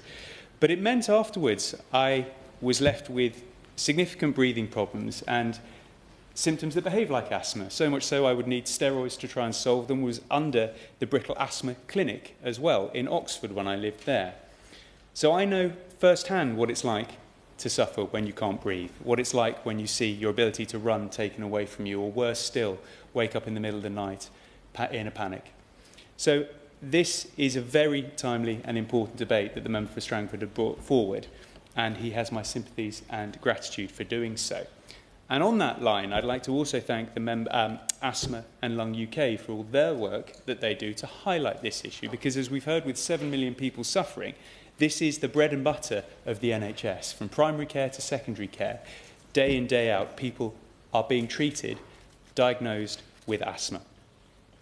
So as we wait for the 10-year plan from the NHS for next month, it does provide today the chance for us to ask where we have got to with the government, because the last government did come forward with the major conditions strategy. Alas, the new government decided to take a different direction. Of course, that is their prerogative. No government is bound by its predecessors. But it does raise the question, what next? The government would need to set out what it will do as an alternative to tackle asthma and other respiratory conditions. So it would be helpful to hear from the Minister today what assurances she can give us about the inclusion that she may have of these conditions in this plan. Could she also set out what engagement her department has had with patient groups such as Asthma and Lung UK, because they put a lot of time into previous submissions to make sure that the last government understood what was needed. And it'd be sad to see that replication being needed, but of course the work not lost. Now, part of dealing with asthma and respiratory conditions is vaccines and prevention. Work's clearly needed to be done to increase the uptake of the RSV vaccine. And I welcome findings that there was nearly a 30% reduction in hospital admissions among those 75 to 79, thanks to this vaccine. However, the UK Security Agency has warned that many more older adults remain unprotected from RSV. To illustrate this, up until the end of March, only half of those eligible older adults had been vaccinated, with more than 1 million people yet to receive their vaccine. I think we all share concerns about the significant increase we saw in the number of bed spaces occupied by those who had flu in the winter 24-25. This was partly due to vaccination rates amongst eligible groups being below what we would have hoped for. 3 times as many people were hospitalised because of the flu this winter compared to previous year, and this contributed significantly to waiting times in A&E departments. Without a clear increase in vaccination, the NHS will continue to face difficulties in urgent and emergency care. So what steps is the Minister taking over the next few months to increase the uptake of things like RSV, flu and pneumonia vaccines, particularly for those who suffer with asthma and COPD? Now, as a clinician, I remember over the years having to deal with the different sets of guidelines, and the member for Strangford has hit the nail on the head. It's great to see the BTS and NICE and SIGN guidelines all coming together in November 2024. But there is a challenge of having guidelines, rolling them out and making sure clinicians are educated in that area in the change. So what steps has the government taken to ensure that ICBs and things like Royal Colleges are aware of these guidelines and that is percolating down through to all that might need to see it? Within that is access to pheno testing, an important step to understanding how you have helping you to make a diagnosis. On top of that is spirometry. So given the success of CDCs, has the government given much thought of how these apparatuses could be rolled out to a wider communities so that more might get access? One thing is really important when it comes to respiratory diseases, and especially asthma, is smoking cessation. Now, we've had the vapes bill that's gone through, but I'd be keen to understand, is there any targeted approach for those who suffer with asthma to try to help them reduce smoking? And with the workforce plan coming forward, much of asthma care is actually delegated to nurses, not doctors. So how does this fit in the workforce plan? And will there be special consideration given to respiratory nursing both in primary care and secondary care, as they, after all, have become the experts in knowing exactly what to prescribe and when? And finally, and possibly most importantly, is what steps are being taken to reduce asthma deaths, especially those preventable ones. I think the word preventable is the biggest key here, and I'd be keen to hear from the Minister as to how the government tends to tackle this problem. Chair, after all, when it comes to breathing, it's the first thing we take and it's the last thing we give, but we rarely notice it until it's gone, or in the case of asthma, until it's threatened. I know the Minister understands this, I know the people out there watching will understand this, and I hope it transforms into policy. His Majesty's Government, Minister Ashley Dalton.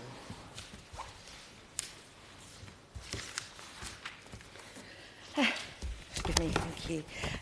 Thank you, Dr Rupert Hook. It's a pleasure to serve under your chairship. And I want to thank the honourable gentleman, the member for Strangford, for bringing this timely debate forward as we mark World Asthma Day last week. I think it shows real leadership from the chair of the APPG for Respiratory Health, and in that spirit I would be delighted to take him up on his offer of a meeting, and we will arrange that as soon as we possibly can. I am keen to do that. I also want to thank members for their contributions. The member for Birmingham, Perry Barr, I'm more than happy to meet and discuss those issues with you.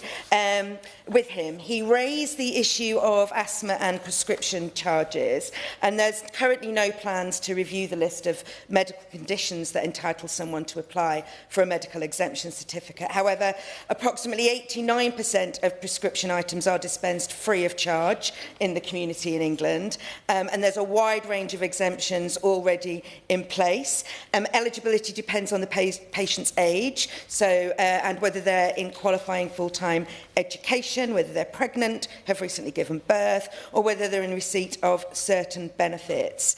And people on low incomes can apply for help with their health costs through the NHS Low Income Scheme.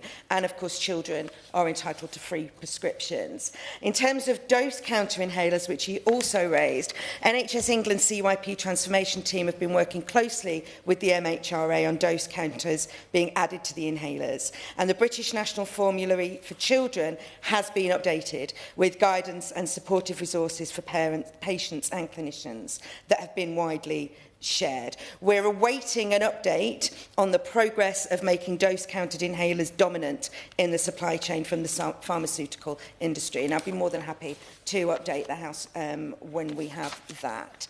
And thank you also to the member for Bournemouth West, who focused a lot on air quality, which is a priority for this government and part of our prevention strategy, and also the technology to help manage asthma. There are a range of technologies available to help people manage their asthma, and NHS England and NICE are exploring the potential for the platforms for digital self-management of asthma to be evaluated. But of course that is dependent on the technology readiness level.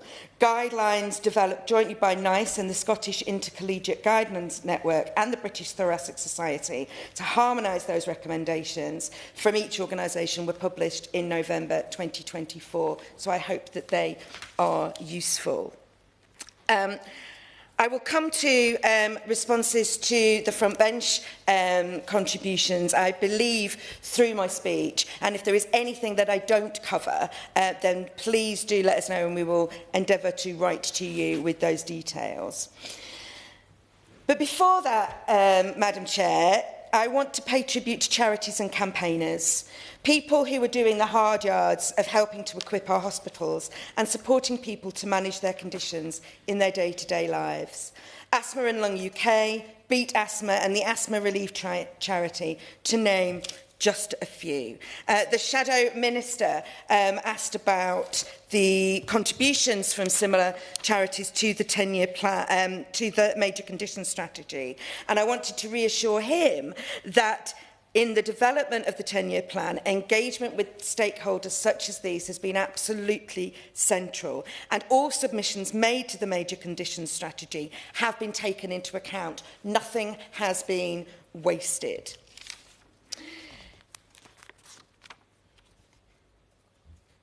Dr Hook, as the Honourable Gentleman outlined in his remarks, asthma is the most common lung condition and affects nearly 5.5 million people in the UK. Just under 1 in 10 kids live with asthma, and over 12,000 people have died from asthma attacks in the last 10 years. World Asthma Day is not just about treating a condition, it's also about shining a spotlight on inequalities. And of course, I strongly agree with the Honourable Gentleman that everyone, regardless of where they live or how much they have in their bank account, has the right to access the inhaled medications they need to control the condition and to treat attacks. Nevertheless, the statistics show just this month Asthma and Lung UK have found that Asian people with asthma from the most deprived quintile in England are almost 3 times more likely to have an emergency admission to hospital than their white counterparts. And black people with asthma from this group are more than twice as likely to be admitted to hospital. This is a glaring injustice. And if that wasn't enough, we also know the annual economic burden of asthma in the UK is around £3 billion a year. And lung conditions together cost the NHS £11 billion annually. And that's why we must act. And I'll use my speech to update the House on NHS England's activities in this space before moving on to wider government efforts. Dr Hook, first of all, NHS England is taking steps to support integrated care systems to improve outcomes for people with asthma through its National Respiratory Programme by providing targeted funding, clarifying what systems should be doing to ensure people with asthma receive a high quality and timely diagnosis, and working with key partners, industry representatives, patient groups and clinicians to support improved respiratory disease management. This will include shared decision-making on inhaler choice, making better use of inhalers to reduce the overuse of reliever inhalers and encourage the use of preventer inhalers. The Honourable Gentleman raised the issue of access and rollout of the treatments. The Healthcare Quality Improvement Partnership on behalf of NHS England, commissioned a national audit across respiratory care, which includes asthma, and all data from the audits is published for open access. NICE is working with BTS and SIGN, NHS England, and others to review the resources available to support implementation of the guideline and plans to publish a respiratory toolkit. And to support implementation of NICE guidance, NHS England has been engaging with health system partners across the country to coordinate resources and implementation efforts to make sure that patients are on the appropriate treatment regimen. Dr Hook, secondly, NHS England is protecting our children and young people through what's called the National Bundle of Care. It's putting asthma care at the top of the agenda by giving asthma and a higher priority within systems, providing funding for regional leadership and strengthening governance and accountability to improve outcomes. It has also played a crucial role in making training easier and more readily available for staff by bringing together existing guidance and resources with a structured training scheme. And since its publication, there's been a noticeable reduction in hospital admissions. The Honourable Gentleman and the Shadow Minister raised spirometry. This is a diagnostic test for asthma, as well as other respiratory diseases. NHS England is working with a range of partners, including Asthma and Lung UK, the British Thoracic Society, the Association of Respiratory Technology and Physiology, and clinical leads, to make sure that systems have everything they need to increase the number of people receiving early and accurate diagnosis for respiratory disease. And in the past year, the government has made extra funding available to make sure that staff have the proper training and accreditation to use spirometry effectively.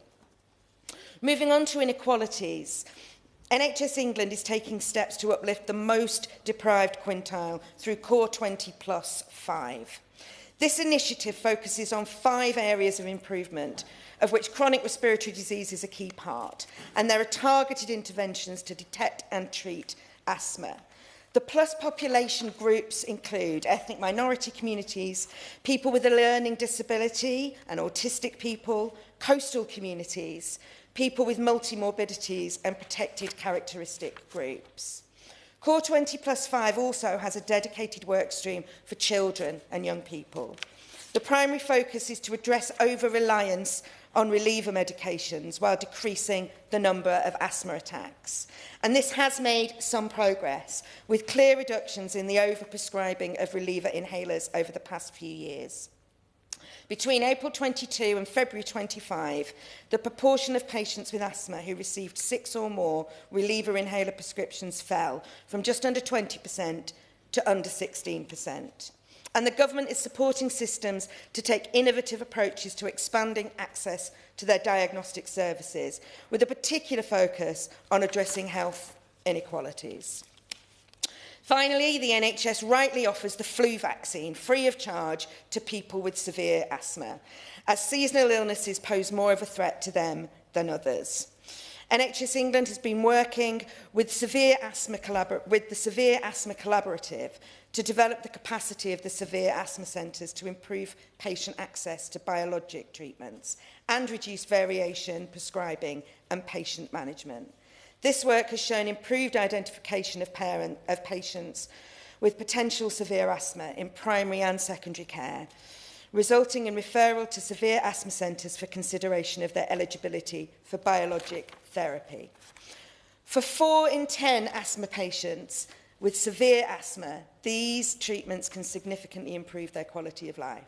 However, it's vital that biologics are only prescribed following specialist assessment.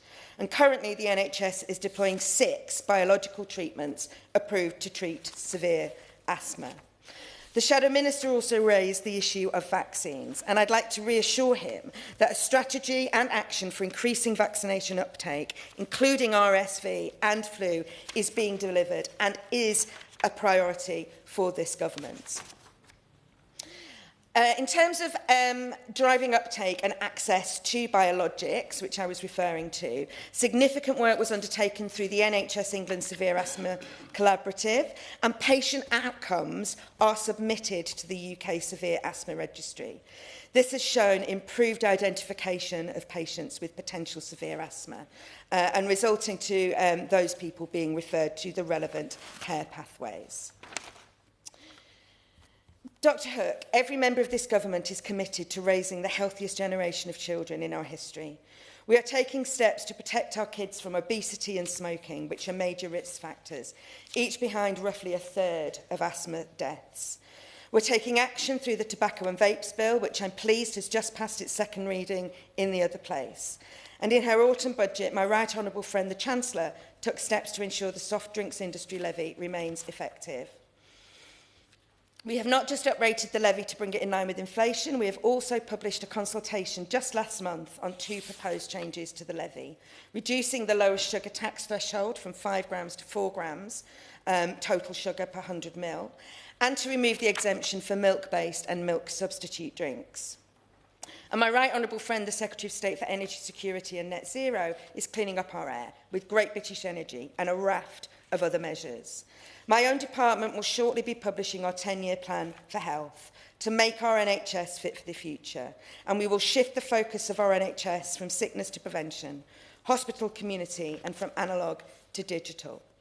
Until then, we're already taking steps on prevention by helping people to lose weight, quit smoking or vaping, and helping clean up our air. We're helping people get diagnosed closer to home through requiring community diagnostic centres to provide spirometry tests. The government remains committed to ensuring that existing CDCs, where not already, are rolled out at full operational capacity at their permanent site. She did mention spirometry. Could she comment on Pheno, and if she's not, could she write to us? Because given the guidelines are built around that, the access is going to be an issue there. Yeah, I'm happy to confirm that I will follow up and write to the Shadow Minister on Pheno at a later date. NHS England are also piloting a digital annual asthma check. I'm sorry, Chair, may we... this is highly irregular, but I'm feeling extremely unwell. We can suspend. Can we potentially suspend we just can for hit 5 the pause minutes button, so that I can go certainly. and get myself okay? Okay, order, sitting suspended. Thank you.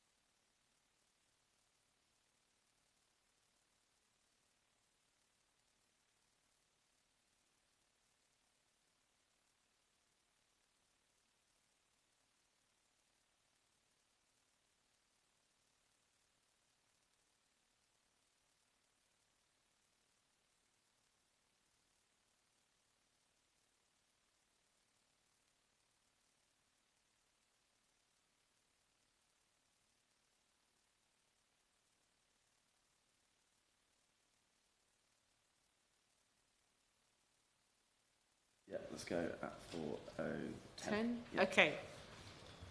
Hit the pause button and unpause. Sitting resumed. Minister. Thank you, and thank you for your forbearance and patience. Crohn's isn't something that I think we've had a debate on in this chamber, and no doubt if we did, I would be responding to it. And I can assure you that if that ever happens, I'll be responding with some personal expertise. Do you can? I used to have a very close contact with a guy called Simon Hamilton. He was from the same, he was MLA. He had Crohn's disease. So my knowledge of Crohn's disease came through him, and he was cut short many a time, if that's the way to put it, you know. Can I ask the Minister a wee question, please, if you don't mind? I'd asked about the CDCs once the NHS is abolished. You've commented on perfect, that's grand, thank you. Thank you. Yes, I will come to many of those issues as we move forward. So, NHS England are piloting a digital annual asthma check, which, if successful, will mean fewer people miss this valuable check and will keep the monitoring of their asthma up to date. Dr Hook, we've also spoken about the public health grant. The Lib Dem spokesperson asked about that. What I can say is that the public health grant has been increased, and local directors of public health are best placed to identify where to target resources in their communities. The 10-year health plans, I've said, will be published next month, and it will cover all conditions and will consider lung health. I've talked about the stakeholder engagement that was really important in that, and I can guarantee that we'll be looking right across the board in terms of the 10-year strategic plan for the NHS and how we make sure that all conditions get due consideration in that. If I am permitted, Dr Hook, whilst we had our short suspension, I was able to get a little bit more information on Pheno for the Shadow Minister. So Wessex Academic Health Science Network has created a Pheno Rapid Uptake Product Delivery Toolkit, and that's providing downloadable tools and resources to support NHS organisations with the adoption and implementation of Pheno testing to improve that outcome. So anyone can access that toolkit, and it also contains case studies of best practice identified through the programme. So I hope that is helpful. In terms of the changes to NHS England, we are abolishing NHS England in itself. However, none of its functions are disappearing, and we're working really, really closely across the department and NHS England, as well as with our ICB colleagues, to ensure that all services are transferred in an appropriate way. Because the purpose of this is to ensure that we make things as efficient and as targeted and as possible, making sure they get to the people that need them the most. I'd also like to say that ensuring that community diagnostic centres are supported is really important to this government, as it is very much a part of one of our 3 shifts from hospital to community. And that is what those 3 shifts, from hospital community, from sickness to prevention, and from analogue to digital, are at the very heart of the 10-year plan. So, Dr Hook, in conclusion, I'd like to again thank the Honourable Gentleman for bringing his debate forward. I'm sure he would agree with me that World Asthma Day is not just for raising awareness. It should also be a celebration of the great things people with asthma have accomplished. Past asthmatics have included, I did not know this until the research for this debate, Dickens, Disraeli and Beethoven. And, Dr Hook, if these examples seem archaic, I could also point to Harry Styles, Jessica Alba and David Beckham, as well as many prominent Olympic medalists. People with asthma achieve great things, and it's our job in this place to help them reach their full potential, with a particular focus on addressing how respiratory conditions affect people in deprived communities. Thank you. Jim Shannon to wind up. Chair, first of all, can I thank all the honourable and right honourable members for coming along and for participating in the debate. And the honourable gentleman for Birmingham, Perry Barr, referred to the fact that someone dies every 6 hours, four in a day is a figure. He also talked about young George Cotter, I think his name was, and the ministers very kindly agreed to having that meeting with yourself and the family, and I think that's very positive. I wouldn't expect anything else off the minister and positivity, but thank you for that. And it also helps us to represent our constituents here in a positive fashion. The Honourable Lady for Bournemouth West, again an asthma sufferer. I only know about asthma through my son, but the Honourable Lady has lived it, a lived experience, and the quality it affects her in her life. Our sister, I understand, also suffers from it. She also referred to the tobacco and vapes bill, the renters' rights bill. These are all things that contribute to asthma, which means it's not just the health minister, as the health minister referred to, it's way outside that remit. There's other ministers and other departments have to be part of that as well. The Honourable Lady for Chichester always brings our knowledge to these subject matters, to air pollution and the Lib Dem's commitment to addressing the issue of air pollution, poor housing, healthier homes, children's asthma increases needs to be addressed. And again, it's the third biggest killer in the UK, which others have referred to. My friend, the Shadow Minister, the Honourable Member for Hinckley and Bosworth, I've run short of the number of debates we've done together. It's like a tag team here on a Thursday afternoons with us. And yourself as well. You filled that gap. But to thank him for the personal stories that he introduced about asthma, again from his own experiences.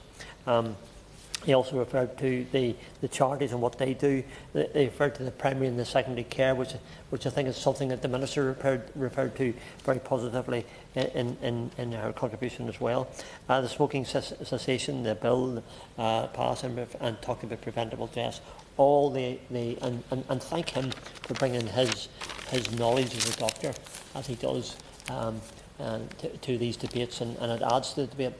Can I give the Minister a big thank you? I think there's none of us here that are here today aren't impressed by the Minister in replies. All the questions that we asked and they all put forward collectively together, the Minister has done her utmost to answer all of those today in a positive fashion. I thank her for the meeting, and we'll look forward very much to that meeting as well. It gives us a chance through the APPG to maybe talk more insightfully, if that's the way to put it, perhaps, about the issues that we're looking forward to.